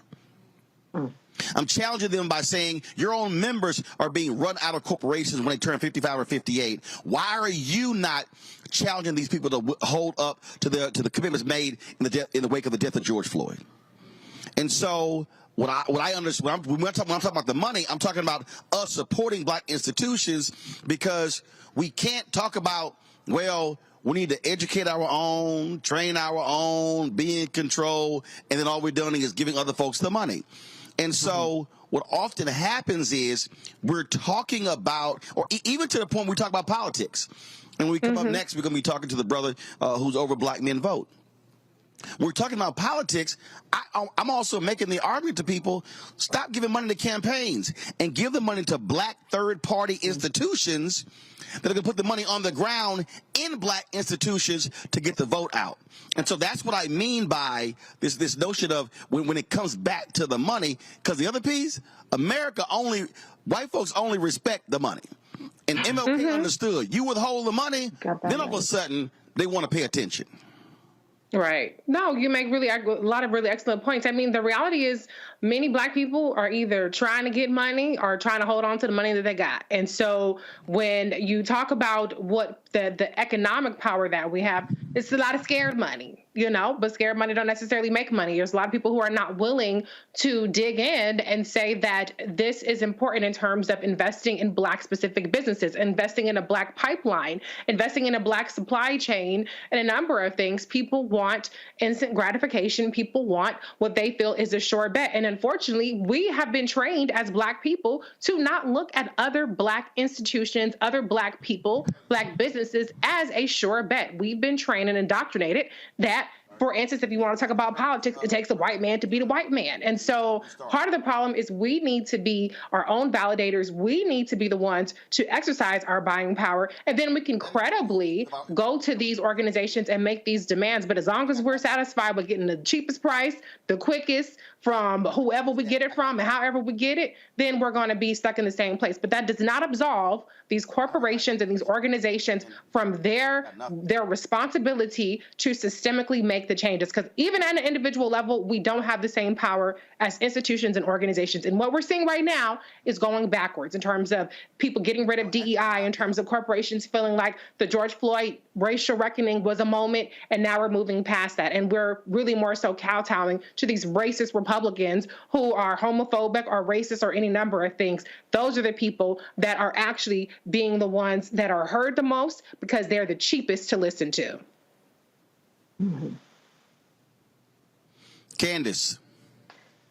One of the things that we really have to understand is that when we talk about money and giving money to causes, it has nothing to do really with GoFundMe. And that's where really people emotionally get involved and give money to someone who might say that they've been kidnapped and they haven't been kidnapped. That's where you're going to raise $70,000 to $80,000 in a couple of days.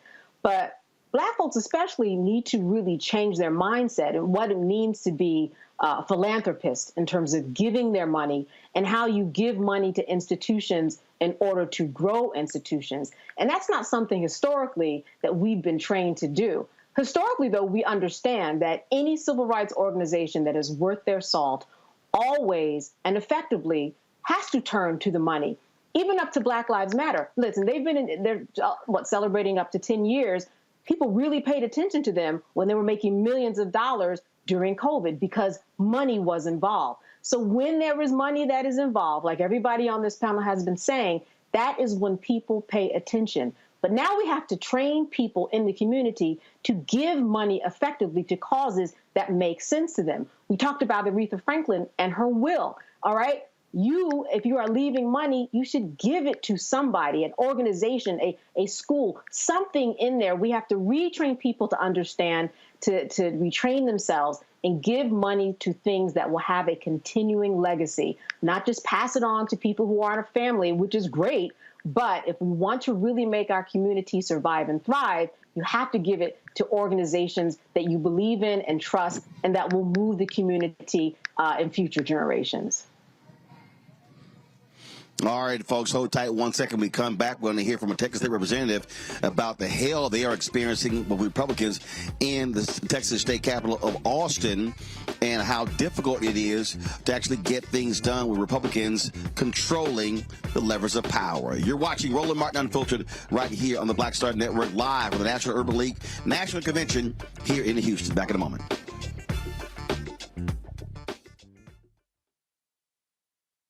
Hatred on the streets, a horrific scene, a white nationalist rally that descended into deadly violence. White people are losing their damn minds. An angry pro-Trump mob storms the U.S. Capitol. We're about to see the rise of what I call white minority resistance. We have seen white folks in this country who simply cannot tolerate black folks voting. I think what we're seeing is the inevitable result of violent denial. This is part of American history. Every time that people of color have made progress, whether real or symbolic, there has been what Carol Anderson at Emory University calls white rage as a backlash. This is the rise of the Proud Boys and the Boogaloo Boys. America, there's going to be more of this. Here's all the Proud Boys, guys. This country is getting increasingly racist in its behaviors and its attitudes because of the fear of white people. The fear that they're taking our jobs, they're taking our resources, they're taking our women. This is white fear.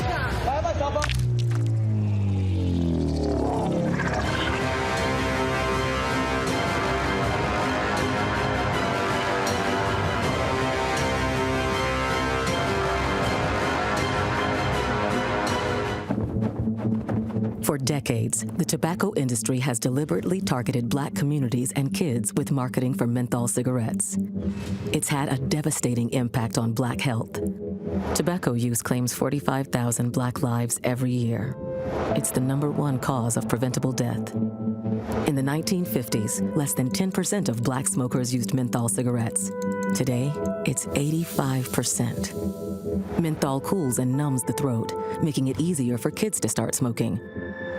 Menthol also increases addiction, making it harder for smokers to quit. Menthol cigarettes are a big reason why black Americans have a harder time quitting smoking and die at higher rates from smoking-related diseases like cancer, heart disease, and stroke. It's time to stop big tobacco from profiting off black lives. An FDA ban on menthol cigarettes will improve black health, save lives, and protect future generations from addiction. Learn more at tobaccofreekids.org/ban menthol. Hey, what's up, y'all? I'm Devon Frank. I'm Dr. Robin B., pharmacist and fitness coach, and you're watching Roland Martin Unfiltered.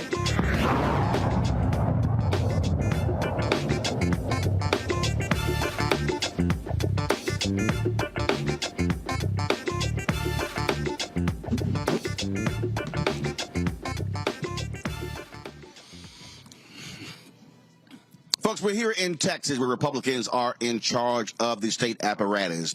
Jelanda Jones, former Houston City Councilwoman, school board member, and now Texas State Rep, talked to me about how hard it is to get things done for Democrats and what black folks must do in order to build and maintain power in this state. Here's our conversation. All right, Representative Jones, so we're here in Texas, we're here in Houston, and a lot of people really are focused on what's happening in Florida, but not understand how crazy things have gotten in this state when it comes to politics, with Republicans having a supermajority controlling the legislature. Yes, absolutely. So our governor is in competition with DeSantis, and we got rid of... See who was crazy. Yeah, who the craziest, who the most Trumpish. So we got rid of DEI. I voted against it, right? We did book bans. I voted against that. I mean, we have done so many things. Spent almost $5 billion or more on the border. Nothing to really show for it. Right, except for we killing people and treating them inhumanely because we got razor wires up and we're taking private property owners' property and erecting fences, and it's horrible. And I really wish people would pay attention to Texas, because what we really need is for people in the small towns to vote. And the reason I say that is if all the urban areas in Texas, Houston, Dallas, where all the black people go, voted like Democrats, we still are outnumbered because there are 150 people in the state, 150 state representatives. Of the 150, 17 are black, and which is sad. We have 31 senators, only 2 of them are black. And overall, there are 88 Republicans and 64 Democrats. So we lose. And all of the state reps in the big areas, the urban areas, code for where the black people at, for the most part, we're voting as Democrats. So we need to go and take over those towns that we ran from and not have left them to the rural white folks that are not accustomed and don't like and are racist against black people. So there what, 254 counties in Texas or something like that? Like 280 something. Yeah, and so one of the things that when we're trying to get people to understand electoral politics, this is really a land battle, because even though people are leaving those areas, they still have representation. Yes. And then, so you might have an area that's small in population, they still get a representative. They get the same vote as me. There you go, and your vote is the same. And so what then happens is, when y'all go to Austin, bottom line is, 20, 30 of them get together, they could change a whole lot of stuff. So we're seeing that not just in Texas, we're seeing in Midwestern areas, we're seeing this in all around the country, and that's the thing that people are not quite understanding, how representation works, and why people are like, well, I don't understand why Democrats not doing more. I'm like, look at numbers. In order to pass anything in the Texas House, you got to get 76 votes, right? Because 76 is a majority of 150. Well, if you have 88 Republicans and 64 Democrats, I got to find, from 76 to 6, I got to find 12 Republicans who will vote for me. And the craziest thing is going on in Texas. They have this thing called a scorecard, where these MAGA Republicans are ranking Republicans. And so nobody wants to be considered liberal, so they literally vote against everything Democratic. Well, in fact, right now, so there's a particular program that President George W. Bush put in place to deal with HIV/AIDS in Africa. It literally is the most successful program of his presidency. It's estimated to save at least 25 million lives on the continent of Africa. It has to be authorized every 5 years. The pro-lifers right now are trying to kill the bill. They want it to be renewed every year, saying, oh, Biden's trying to use the money for abortions, even though you can't use it. And it's just what you said, because the Family Research Council and all these conservative or these right-wing groups are going to be scoring them. So they know it works. They know it's a successful program from a Republican president, but they're scared to death of the score. Oh, I'm telling you, I said, one of my Republican colleagues was like, Joe, that's a good bill. So when he voted against it, I'm like, man, what's up? He was like, well, I need to be conservative. And so I can't vote for your stuff. I mean, I say pray for Texas. Because if you're making decisions based on getting graded by MAGA Republicans, we are in trouble. And I'm going to say this again. If every urban elected official voted for us, we still don't have enough numbers. And so we cannot forget where we came from. So I'm going back to Palestine. My people from Palestine, from Elkhart, going back and saying, hey, y'all have got to vote.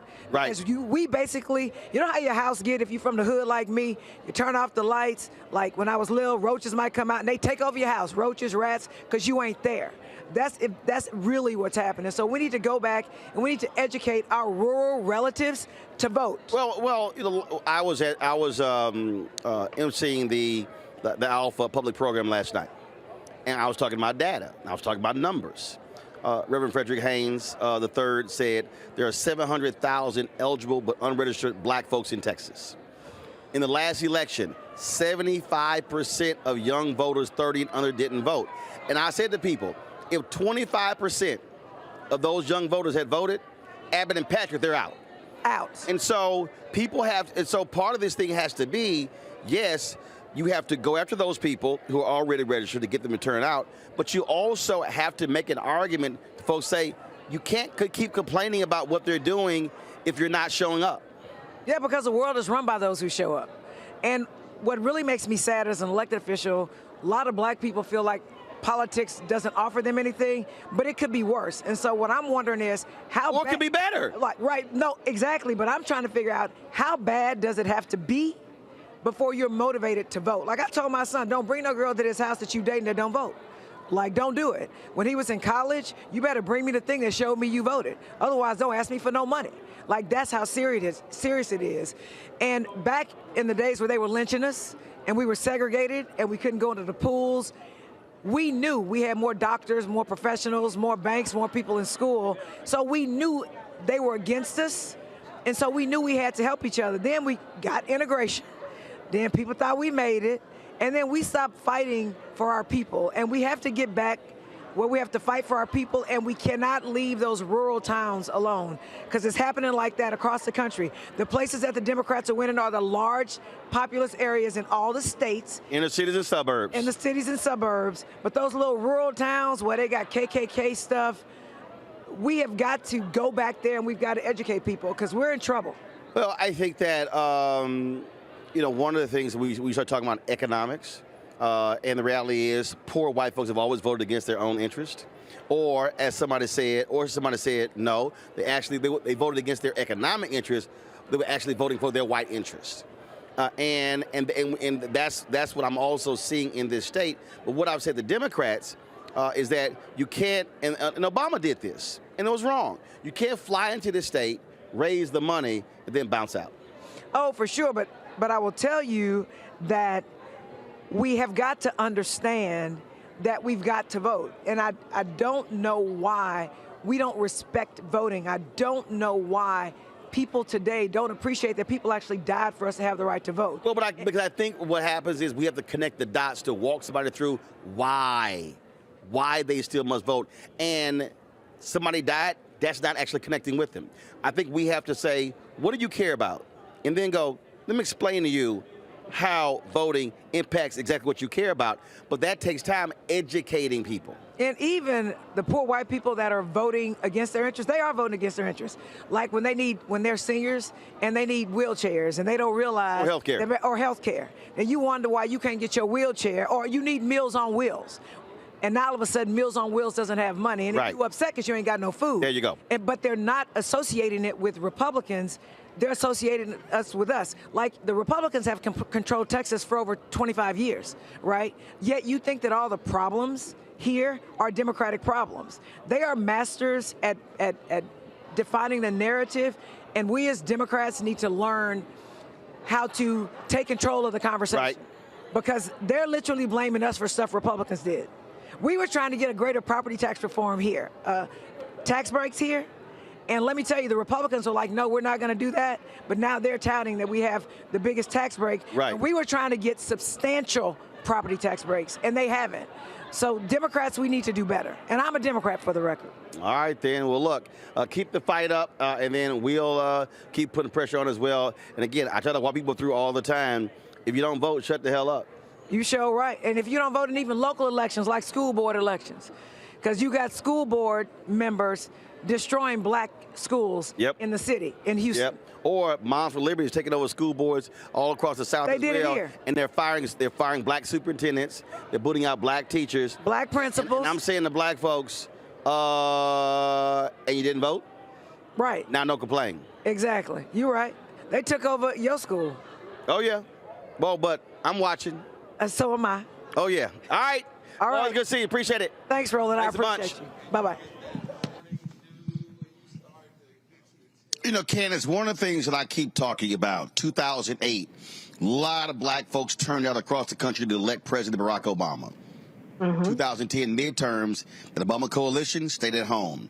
That Republicans took control of many state legislatures, where they took control of both chambers, and in some cases, all three, with the governor's mansion, the House, and the Senate.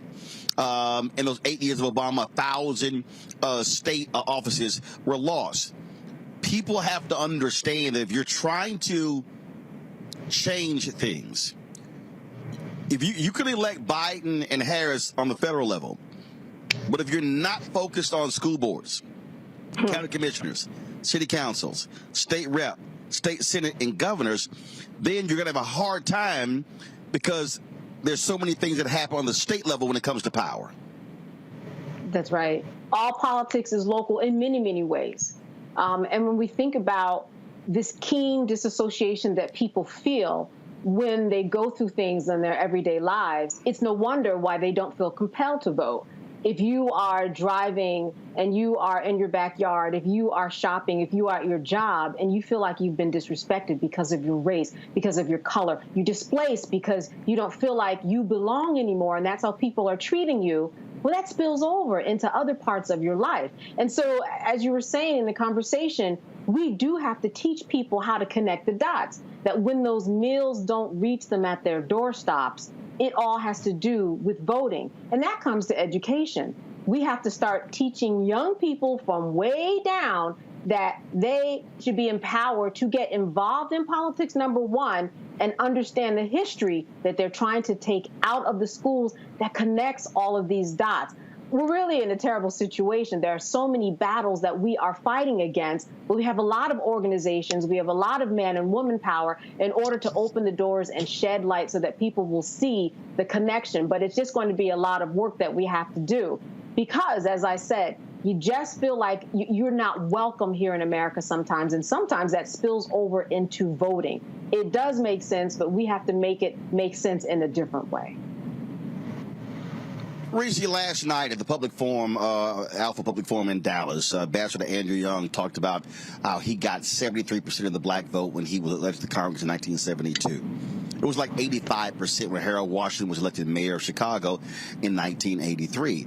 But what we're seeing in a lot of these places now, we're seeing 38, 30, 40, 42. I keep making the point to black folks that if we are voting at 60, 65, 70, 75%, we can sweep elections. Like right. Literally the power is sitting right in our hands. Freddie Haynes said last night, the new president and CEO of the Rainbow Push Coalition, there are 700,000 eligible unregistered African Americans in this state. Right. You know, what trips me out is all we have to do is exercise our capacity. You ain't got to go out there and birth 5 black babies, each person's for us to take over. All we got to do is those of you who are already registered, get your ass out and vote. I'm not even talking to people who ain't even registered. Okay, bye. I don't know why you're not registered. It's easy to do. Most of the times it's electronic. You could do it from your cell phone. I'm not even talking about y'all. I'm talking about people who are already registered, who have not been purged by these racist Republicans, who don't even want to do so much as put a freaking ballot in the mail, go absentee, or go down to the ballot box. I'm talking about y'all. If we just exercise that capacity, then we're changing things. You had Miss, I forget her hyphenated name, but Miss Till, who was on here, talking about Mississippi. Well, Ted Reeves' ass is up for re-election, and y'all could get him out of there if black people in Mississippi voted their capacity. But we continue to not do so, which is why we continue to be subjected to these Republican conditions. And I respect the fact that, yes, we do need to do all that we can to educate people, but some of y'all gotta motherfucking listen, because we've been educating y'all all day, every day for how many goddamn years and decades even, and it's still not clicking to you. And it takes a lot less coaxing on the other side to get their racist white folks out there to vote. And so it doesn't just fall on us to educate, it falls on some people to stop being belligerent, stop being ignorant, stop being defiant, stop being complacent, and wake the fuck up. If you're mad at Ron DeSantis, what the goddamn Democrats got to do with that? What does Biden and Harris got to do with that? Okay? Why are y'all blaming Democrats for what the Republicans are doing when y'all not putting Democrats in a position to do anything? Because as the representative you just had on there said, they outnumbered significantly. We are not in a position anymore where both sides that are kind of somewhere in the same range of each other. We have extremists on one side and we have Democrats who, mind you, could have more fight, but they ain't built like that. So we got to work with them. We got to put the pressure on them when they're in office. But this is a no-brainer for anybody paying attention. And it could be better, and it can be a whole lot damn worse. And some of y'all are seeing that in your own states, and it's still not clicking. The only thing that's going to work is if we activate and if we exercise our capacity and get the people who are on the ballot to at least, are on the rolls to at least go to the ballot box. That's the least you can do. I'm not even asking you to run for office. I'm not even asking you to donate. I'm not asking you to knock on doors. Just take your ass out and vote if you're already on the road. The thing here, Greg, is Rishi talks about capacity. And again, it's amazing to me when I'm having conversations with people and they go, really? Where you get these numbers from? And I'm like, they're literally public. And we spend a lot of time talking about connecting the dots. Again, if just 25% of those young folks had voted, if 50% of the eligible but unregistered African Americans had voted, I didn't say 75, I said 50.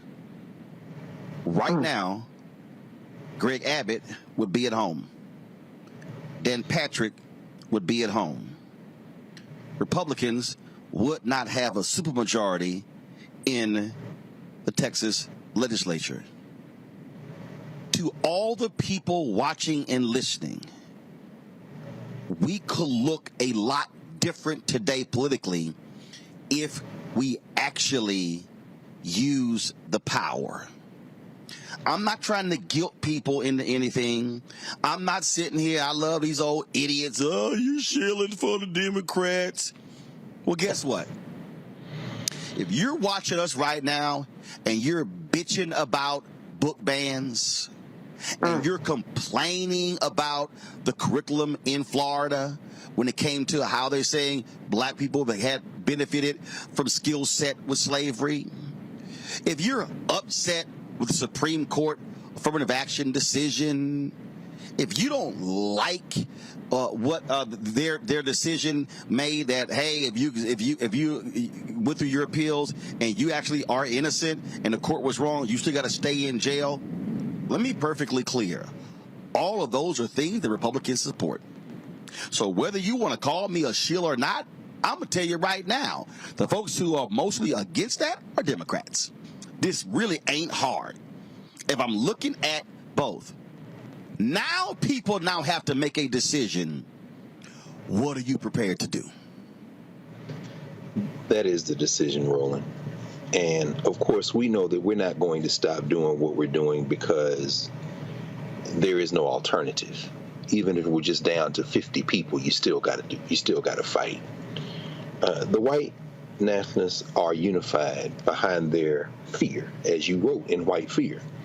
To the brothers that stopped you and tried to argue with you in the middle of the night, you could have brought up Byron Donalds. He's a loyal servant of the White Nationalist Party, and yet when he dared even mildly criticize his Lord and Master Andrew DeSantis in Florida, the White Nationalists came for him yesterday. They are unified around it. We no longer have a unifying theme. It's very important to understand, Andrew Young arguing with Martin Luther King late into the night in New Jersey after having met with Mary Baraka near the end of King's life. And Andrew Young wanted to bring up some issues about being cautious and worried about funding and money. And Dr. King said, I don't want to hear from you right now, Andy, because you're a capitalist and I'm not. That brings up a really ugly kind of internal conversation that we don't like to really have. When we say we, there really is increasingly not a we. The we that put Harold Washington into office in Chicago is very different than the we that Brandon Johnson had to put together. There is a class of black folk now for whom we means racial identity, period, meaning they wear little kente cloth or put the black power fist up or talk about us. And then deeper down in the class structure, there are the vast majority of our people who look at those people like them petty bourgeois Negroes don't represent me. And that's an unfair critique of them, because they are advocating for policies that will help all of our people. But the image is that there's a separation. How is that important? Your hometown, sitting there listening to Representative Jones there and in her district there in Houston. Harris County is inching toward 5 million people. That's larger than 26 states in the United States of America. You're talking about 1,800 square miles of territory in Harris County. The white nationalists in Texas, in the criminal settler state called Texas, can count. And what unifies them is fear. So you've got white people who are willing to literally give up their lives to maintain their white racial identity. And as they maintain it statewide through districts, as we heard Representative Jones talk about, they will then be able, and what they've done is increasingly encroach upon municipalities. It's the state versus municipality.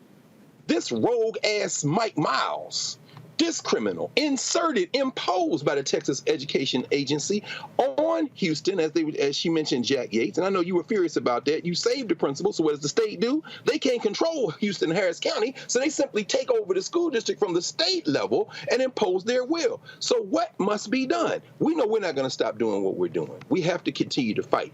But we have to somehow help the majority of our people who did vote in much larger numbers in the 1970s and 80s, but who increasingly feel alienated, understand at the state level, we all have to turn out and vote. And at the district level, the local level, we all have to turn out and vote. And if we can't rescue the states, particularly the southern states, from themselves, when it falls apart, and history shows us that it will fall apart, what you're looking at in the states is basically a mirror of what happened in the 1850s and 60s at the national level. We then must be prepared to do what is necessary to save and rescue ourselves. We're not fighting for the soul of America. It doesn't have a soul. These people are committed to racial rule or ruin. What we have to do is decide that we have to reconstruct the fact that we have a common enemy, and then we have to act accordingly. Indeed, indeed, indeed. All right, folks, hold tight 1 second. When we come back, we will hear from the continuing effort to battle menthol cigarettes. We'll talk to an official with the NAACP about that very issue. Plus, Cheryl Underwood was in Cincinnati for the Cincinnati Music Festival, brought to you by Procter & Gamble. I had an opportunity to catch up with her as well. We'll show you what she had to say as well. All right, folks, you're watching Roland Martin Unfiltered right here on the Black Star Network. Be sure to download the Black Star Network app, Apple phone, Android phone, Apple TV, Android TV, Roku, Amazon Fire TV, Xbox One, Samsung Smart TV. And also, give to our Bring the Funk fan club. I cannot explain it. Just got to implore you, folks. 20,000 of our fans, and again, y'all, we got 4 million social media followers. We got nearly 1.1 million people who follow us on YouTube. If just 20,000 of our fans contribute $50 each, that's $4.19 a month. That's 13 cents a day. Then that raises $1 million. Folks, that absolutely is critical for us to pay for our operations. You are getting, and so all y'all who are watching for free, you're on YouTube right now, I need you to understand, you are getting not only this show 2 hours a day, Faraji Muhammad's show 2 hours a day.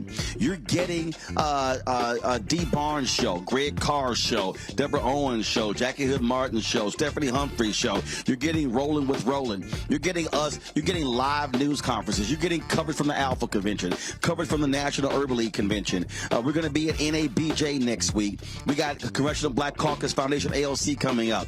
We are all around this country. There's no, let me be clear, there's nobody else in black-owned media or black-targeted media that is doing what we are doing here. I don't know, we took, if we can get this shot right here. I just want to just give y'all a sense of our footprint here in Houston. I mean, again, we've got our backdrop, we got our cameras, we got all this sort of stuff. Y'all, this stuff ain't free. And I just want y'all to understand something, okay? We're still waiting for our Sprinter to be finished. Guess what? The SUV to come here, to drive from Washington, D.C., to drive all this gear was $2,000. That was $2,000. Okay, got to pay the driver. We got staff as well. All of this stuff costs money. And so when people say, "Oh man, that was a great interview. I love that y'all were going live from there." Yeah, it costs money.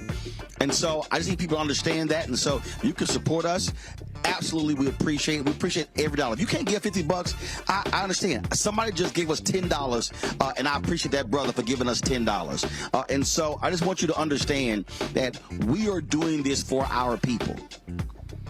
I don't have millionaires and billionaires supporting me. I don't have a big corporation that's supporting. This is absolute, true, independent, black-owned media.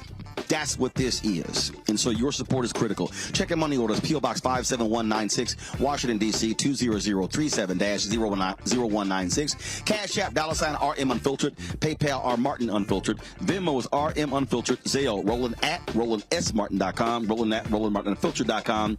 And if you get my copy of my book, White Fear, that money comes right back into the show, y'all. It does. So White Fear, Ben Bella Books, Amazon, Barnes & Noble, IndieBound, Bookshop, Chapters, Books A Million, Target. Download your copy on Audible. If you're going to be at the Alpha Convention, I'll be signing books Saturday morning at 11 a.m. Look forward to seeing y'all there. We'll be right back.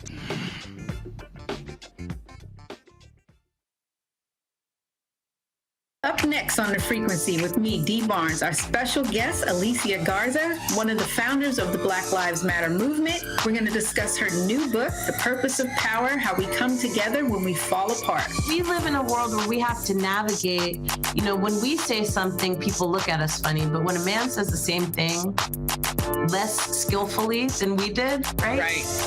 Everybody flocks towards what they said, even though it was your idea. Right here on The Frequency on the Black Star Network.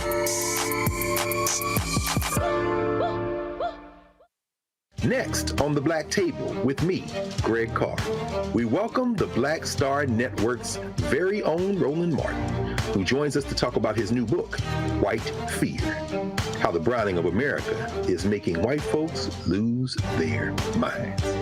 The book explains so much about what we're going through in this country right now, and how, as white people head toward becoming a racial minority, it's going to get, well, let's just say, even more interesting. We are going to see more violence. We're going to see more vitriol, because as each day passes, it is a nail in that coffin. The one and only Roland Martin on the next Black Table, right here on the Black Star Network. For decades, the tobacco industry has deliberately targeted Black communities and kids with marketing for menthol cigarettes. It's had a devastating impact on Black health. Tobacco use claims 45,000 Black lives every year. It's the #1 cause of preventable death. In the 1950s, less than 10% of Black smokers used menthol cigarettes. Today, it's 85%. Ban menthol cigarettes. Save lives. Hello, I'm Paula J. Parker. Truly proud on the Proud Family, Louder and Prouder on Disney+. And you're watching Roland Martin, Unfiltered.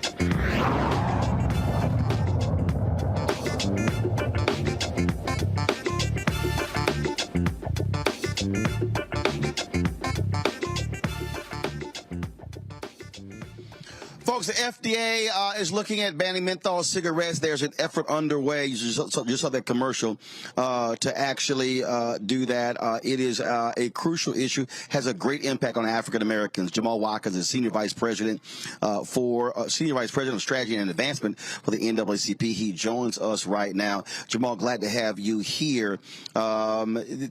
We've been talking about this, and the thing about this, and it was interesting. I was in Cincinnati for the Cincinnati Music Festival. That used to be called the Cool Jazz Festival. And there was a conversation that was happening while I was there with some brothers. They were talking about Cool, the cigarette brand that was sponsoring that. And so these brothers then began to talk about how they were sponsoring so many things. I mean, the reality is, you did not have Black folks smoking menthol cigarettes in huge numbers in the 50s, but that thing blew up because of the massive advertising that was targeted specifically at Black people. And you know what I would say, Roland, and I appreciate you for really putting a spotlight on this issue. When you think about our community and how in many ways we're targeted or not targeted by certain industries, what I realized as a kid growing up in California back in the day, in the 90s, you could go to a conference, a convention, a convening for Black folks, and the lanyards around your neck could say a cigarette brand. And you start to think about as a kid, why in the heck would we literally be walking billboards for something that was not built for us? and for our communities, and you realize it was actually built for us and targeting us when you look at the numbers. So for the NAACP and for organizations like mine that are really focusing in on how to balance the needs of the Black community from a racial equity perspective, we really are saying when you're targeting us, especially with something that is addictive and that is about life and death, then that's where we draw the line. And so in this moment, this notion of a ban on menthol and the pushback to the tobacco industry is really about the fact that we have been targeted in many ways and they have been profitable from the pain in our community. And what do you say to the folks who get that throw out, oh, this is going to hurt Black convenience store owners? Let's be clear. The real problem in terms of convenience store ownership is access to capital. There's not enough Black people that own convenience stores in the first place to even make this become the issue. The real issue is that we actually have to increase access to capital. We have to make sure that banks are supporting Black entrepreneurship. It has nothing to do with cigarettes, cigarette sales, and definitely nothing to do with menthol. What that is a smokescreen. It's the industry sort of using other things to confuse us and to confuse those that aren't paying attention. But at the end of the day, what we're talking about fundamentally is an industry that has profited off of our community, profiting off of our pain, keeping us in a box in terms of this addictive thing known as tobacco / flavored tobacco when you think about menthol. And because it's profitable, they're doing anything and everything to confuse folks to think it's okay to let it continue to happen when the data is showing 40,000 plus lives are lost every year in our community unnecessarily. And so, our argument is if you really want to make something profitable, you put the marketing dollars behind it. So you can advertise avocados until the cows come home. I'd much rather Black kids and Black folks over-index on even eating avocados than being addicted to and connected to this industry that really is a death sentence for many folks. Question from our panel. Greg, call you first. Thank you, Roland. And I appreciate the fact that you brought up the example of Cool Jazz Festival. Of course, the legendary Newport Jazz Festival in the Northeast. This was a very deliberate attempt by cigarette companies to attach the question of smoking with cool jazz musicians, R&B musicians. And of course, we all remember the advertisements in Ebony Magazine and Jet Magazine. Brother Watkins, interesting to see that you have some larger Black voices on both sides of this debate. You have some saying that if you kind of criminalize, quote unquote, the use of menthol, it could have an adversarial effect on Black communities. How do we reverse engineer, if that's possible, or disentangle this addiction component with the factoring in the kind of coolness in marketing? What are the best strategies to get all our people on one side, namely that this is death-dealing activity, and kind of take out that element that could, taking this out of play could have a bad effect on those who are the most vulnerable in our communities? Brother Carr, I'm glad you lifted this up. I would say three things that are at play here. Number one is when an industry like the tobacco industry uses money, marketing dollars, advertising dollars, and in some cases, investment. Meaning, you create a jazz festival, you give a donation to an organization, you actually give money to politicians. It actually ties in the financial benefits so that folks who should be speaking truth to power, who should be saying, this is not for our people, this is not right for our communities, are actually being led by the dollar. So one of the things we have to do is disentangle the moneyed interest. And I know that's a tough conversation for some folks, but if we're going to be honest, we got to be honest about it. If you took 100,000 or 200,000 to be complicit with this industry, that's a problem. We got to untangle that. The second thing that comes to mind is I don't know any parent or any community that says, those cigarettes, they're going to get you targeted by the police. And in many ways, that's not the issue. When you talk about over-policing, when you talk about racist policing, those things are not driven by what you're selling per se on the corner. And I've heard folks say, well, if you're selling a Lucy on the corner and menthol is banned and it's illegal, then the cops are going to target us even more. That's BS. At the end of the day, we know that over-policing and racist policing is driven by something completely off base that has nothing to do with this industry per se. But then that third reality I think you're lifting up is how we disentangle the debate is we make it about lives. We're not talking about taking away folks' choices. You can choose to do whatever you want, but when the industry is purposefully targeting our children and our communities, when you go to the corner stores, the bodegas, and all you see are these ads and you don't see ads for fresh fruit and vegetables like you see in other neighborhoods, you know there is a problem. And that actually is the crux of what we're dealing with. Thank you. Yes. Candace. Jamal, where does vaping fit into all of this in terms of the marketing efforts? Are they along the same lines? And is there that type of oversight over vaping that we're seeing with the menthol? How are they connected, if at all?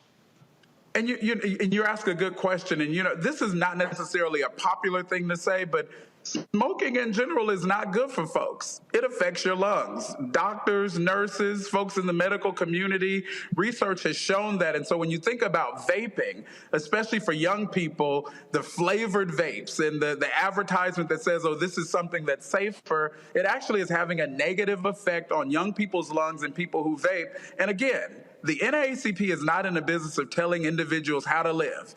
If you want to live your life smoking and vaping, that is a choice you can make. But when the industry is targeting our children and using marketing dollars and deceptive advertising and investing in others in our community to be spokespersons for them, it's actually racialized in a way that is unacceptable. It's the thing that other communities won't tolerate, and so why should we? And so when you think about the notion of vaping, I would say at the end of the day for the NAACP, our policies have to be consistent, and it is consistent that any predatory marketing, any predatory activities through these companies that actually harm our children, harm our men and women, we say no to that and we fight back through both policy and advocacy activities.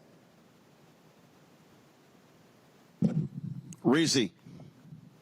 Yeah, thank you for being here. I think there's something insidious about using the fact that Black people have been targeted for a preference of menthols and say that, well, Black people prefer menthol, so that's why they're going to be disproportionately impacted by it. Well, yeah, that's what we're trying to undo here. Also, I just want to say that, like to your point earlier about cigarettes being a part of law enforcement, that's a pretext. We all know what pretext is. It's using something as an excuse to do something that you were going to do anyway. So I think that that's a BS excuse. But do you think that there's a real pushback outside of marketing and advertising to this FDA rule? And how do those of us who do agree with this proposed ban, how do we get involved? The pushback, I think, lives in a certain sector of our community who has either been co-opted, and some of these folks are our friends, some of these folks are our known leaders who are right on many issues, but the other side of the pushback is this notion of, well, what about the choices of individuals? And I would argue tooth and nail with anyone, marketing and advertising sways your choices.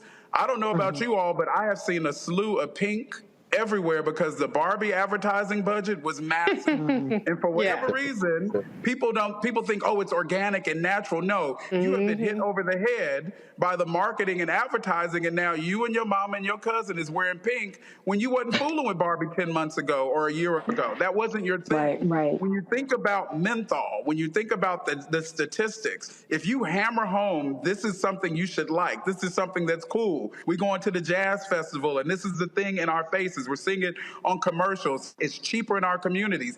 It is literally a manipulative form of advertising and marketing that got us brainwashed and hoodwinked to thinking this is okay. But when you show folks, guess what? Nana and Big Mama is dying because they're smoking these menthols. That Uncle Cephas, he ain't here no more because lung disease done took him out. And it's because of this menthol. It's because of this practice. I think we got to get back to that and speak truth to power on that front. And then the choices can be made in the right context because it's a full, clear choice. But at the end of the day, what we are seeing and what we are saying is that we don't want more death on our doorsteps. And if this industry is going to profit off of death, then we have to have this ban in place in order to start reverse engineering that reality. All right, Jamal, we appreciate it. Thanks for the NAACP's advocacy on behalf of this issue. All right, thank you all. And we are at our convention here in Boston, and we're going to keep speaking to this issue, keep connecting the dots, and we're proud of partners like the Divine Nine who are coming along in the right way, my fraternity and others, and we're going to keep the fight going to make sure that that this ban on menthol is a reality for all of us because it's about saving lives. All right, we appreciate it. Thank you so very much. All right, folks, got two more items on the show. First, y'all, can you believe what Republican Nancy Mace actually said to a bunch of folks at a prayer breakfast today? Y'all, if y'all want to laugh, I can't wait to hear what Reese got to say about this. And then, of course, Cheryl Underwood with the Cincinnati Music Festival on behalf of Procter & Gamble. We're going to show you my conversation with her as well. So y'all hold tight. Be real quick. We'll be right back on Roland Martin Unfiltered. Live from the National Urban League in Houston. Back in a moment.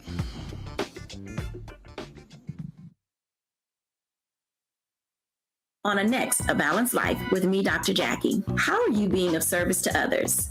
Doing for someone beside yourself is such a big part of living a balanced life. We'll talk about what that means, the generation that missed that message, and the price that we're all paying as a result. Now all I see is mama getting up in the morning, going to work, maybe dropping me off at school, then coming back home at night. And then I really didn't have any type of time with the person that really was there to nurture me and prepare me and to show me what a life looked like and what service looked like. That's all on A Balanced Life with me, Dr. Jackie, here at Black Star Network.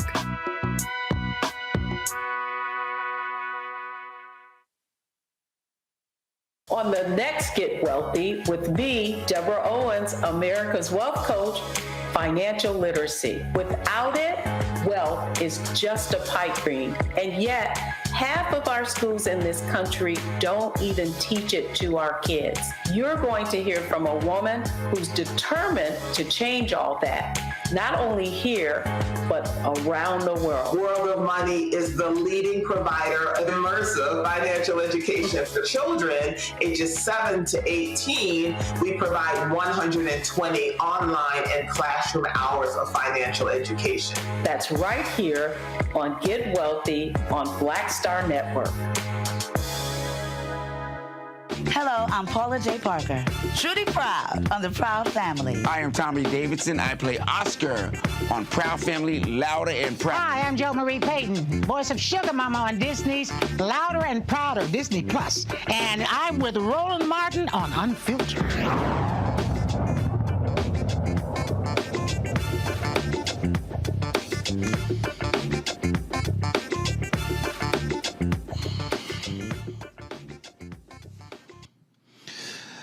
Lord have mercy, y'all. I saw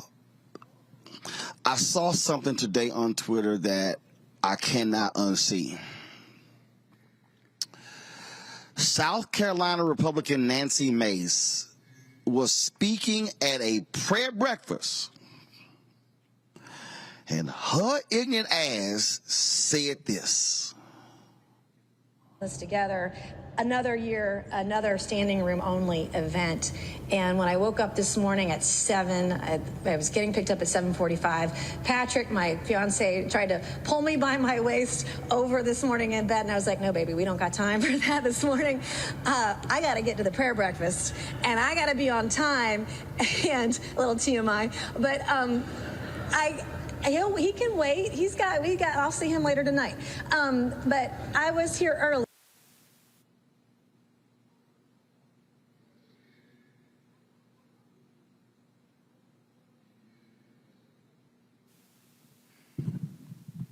Run that back. Another year, another standing room only event. And when I woke up this morning at 7, I was getting picked up at 7:45. Patrick, my fiance, tried to pull me by my waist over this morning in bed. And I was like, no, baby, we don't got time for that this morning. I got to get to the prayer breakfast and I got to be on time. And a little TMI, but he can wait. I'll see him later tonight. But I was here early. I don't know.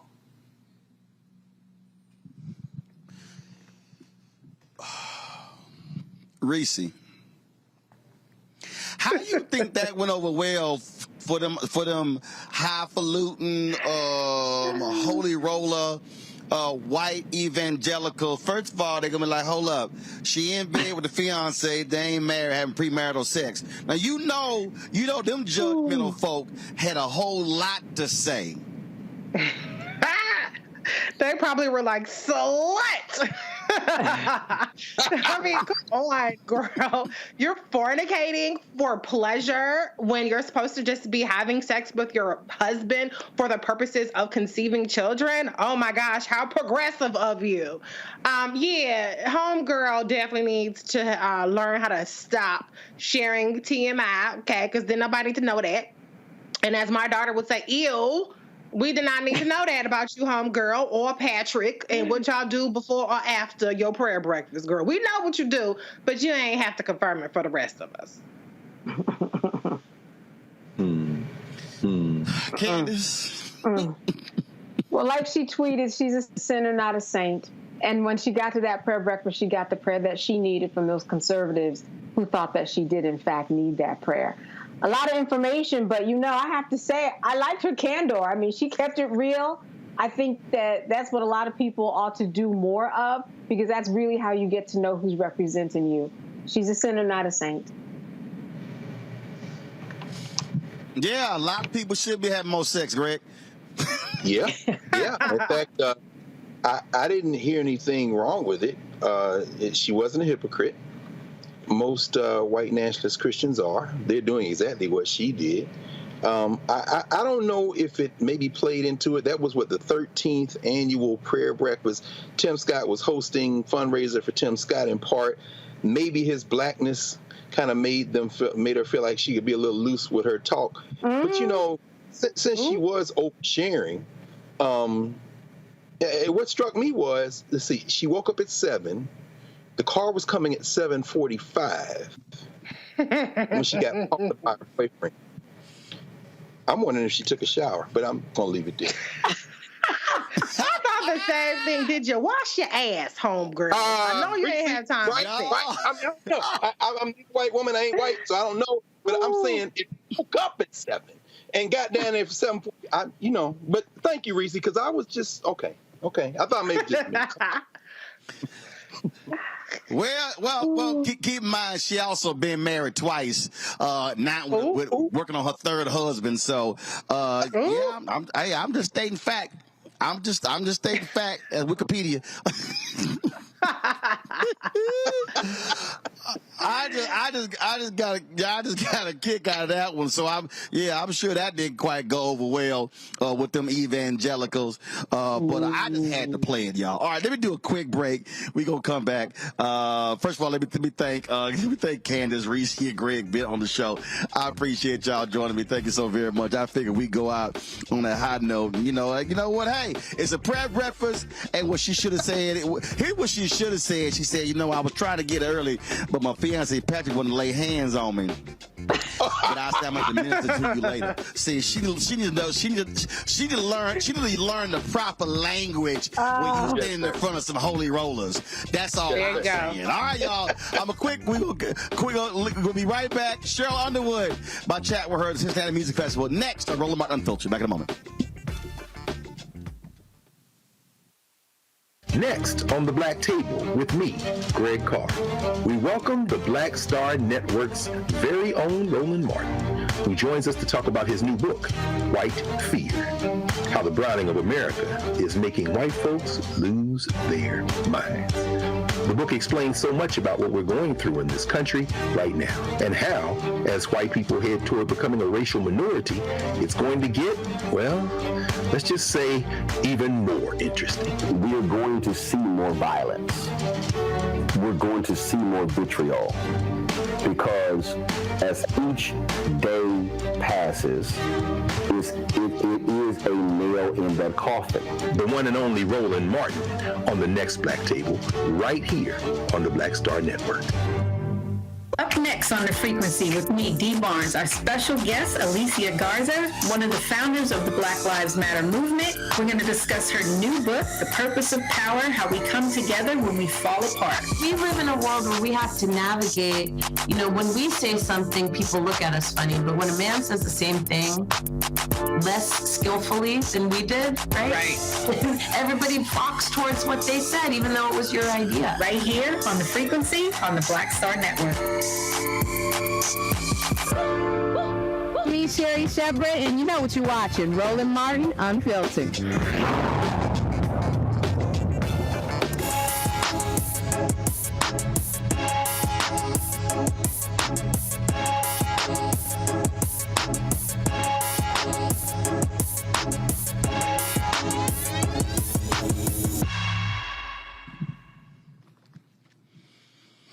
Folks, last week in Cincinnati, the Cincinnati Music Festival, courtesy of Procter & Gamble, we caught up with my girl Cheryl Underwood, one of the co-hosts on the Talk on CBS. Here's our conversation.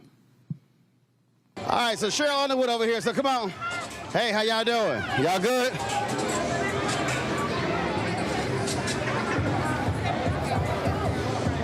Excuse me.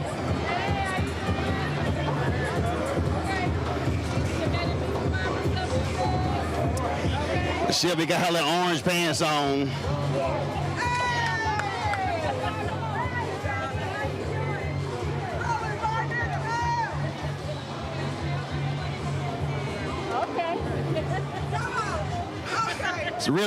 So you got your little orange pants on.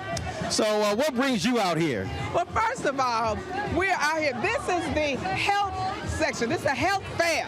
This is a bodega, the P&G bodega. So we're trying to do something good with people. Matter of fact, everybody, come on, jump in there. What the girl with the secret shirt on? Now listen to me. First of all, they've been doing this since 1962. Procter & Gamble been a sponsor for 9 years. That means this is a corporation that care about the community and the culture. And as long as we keep doing this, we gonna be all right. And I want everybody to get their fiber. All to take it 3 Metamucil gummies. They delicious, orange flavor. All to take it 3 gummies, equivalent of 2 servings of broccoli. Now, I'm not saying don't eat no fruit and vegetable. I'm saying in addition to, you can always get more fiber. That's why I'm here. I ain't got a fiber problem. So Well, listen. Everybody don't live the life that Roland Martin lived. But that's right, everybody don't live the life. But I gotta say this to you.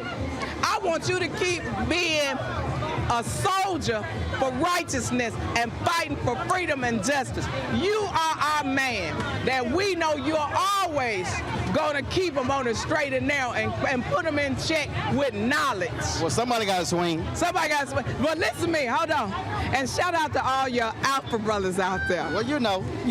See, we know. Zeta, Alpha, A to the Z. This my dude right here. Now, what are we going to do for the people? What are we going to do? What's happening? Are we ready to vote in all elections? What we doing? That's where the information, that's where educating, enlightening. You got to educate, enlighten before you can get them to register, before you can get them to vote. So you got to teach them first. So right now we're in a teaching moment. That's right. But we got to make sure that everybody exercise their right to vote. Oh, yeah, absolutely. And see, what I don't understand is, don't change the rules. But we always are people that's going to survive and adapt. But this time, we need to make sure that we go out and vote. Oh, yeah. In every election, we have to vote. Oh, yeah. So we swinging on them. That's right. I think you got some people waiting on some gummies. Okay, waiting on some gummies. But what? Yes.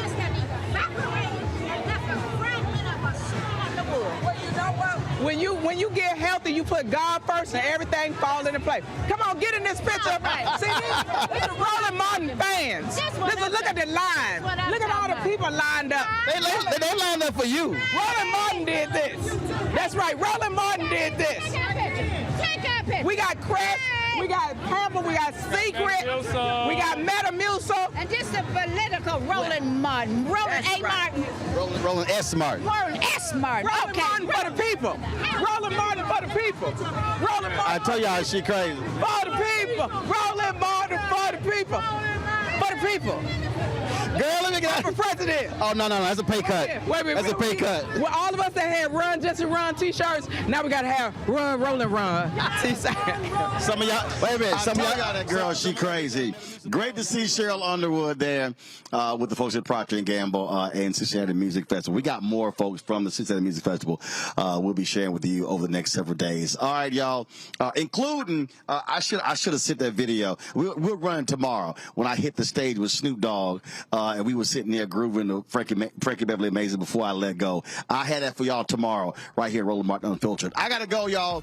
We're done. Tomorrow we're going to hear from the brother who is leading Black Men Vote. Also, Wendy Raquel, the actress from The Game, Steve Harvey Show, she was here as well. We chatted with both of them. I'll have those interviews, the breaking news, of course, cause us to push those stories. We'll have those tomorrow. Don't forget, y'all, support us in what we do. Download the Black Star Network app. We got to get to 100,000 downloads, y'all. We're almost there. Let's go. Download it on every device you got. Apple phone, Android phone, Apple TV, Android TV, Roku, Amazon Fire TV, Xbox One, Samsung Smart TV. And again, support us financially. It's critical that you join our Bring the Funk fan club. So please send your check and money order to P.O. Box 57196, Washington, D.C. 20037-0196. Cash App $RM Unfiltered, PayPal R Martin Unfiltered, Venmo is RM Unfiltered, Zelle Roland at RolandSMartin.com, Roland at RolandMartinUnfiltered.com. Be sure to get a copy of my book White Fear: How the Browning of America is Making White Folks Lose Their Minds. Available bookstores nationwide, Amazon, Barnes & Noble, Target. Also download on Audible. And remember, our 24-hour, 7-day-a-week streaming channel is available on Amazon News. All you got to do is go to Amazon Fire TV, go to Amazon News. Also, tell Alexa, play news from Black Star Network. And we're now can be seen on Plex TV. And so check us out there as well. So go to Plex, search for Black Star Network, or go under Live TV, click News and Opinion, and you will see our channel. That's it. I'll have more for you tomorrow right here for the National Urban League Convention in my hometown of Houston. Folks, y'all take care. I'll see you then. Holla! Folks, Black Star Network is here. Oh, no punches! I'm real revolutionary right now. Support this man, Black Media. He makes sure that our stories are told. Thank you for being the voice of Black America, Roland. Stay black. I love y'all. All momentum we have now, we have to keep this going. The video looks phenomenal. See, there's a difference between Black Star Network and Black-owned media and something like CNN. You can't be Black-owned media and be scared. It's time to be smart. Bring your eyeballs home. You dig?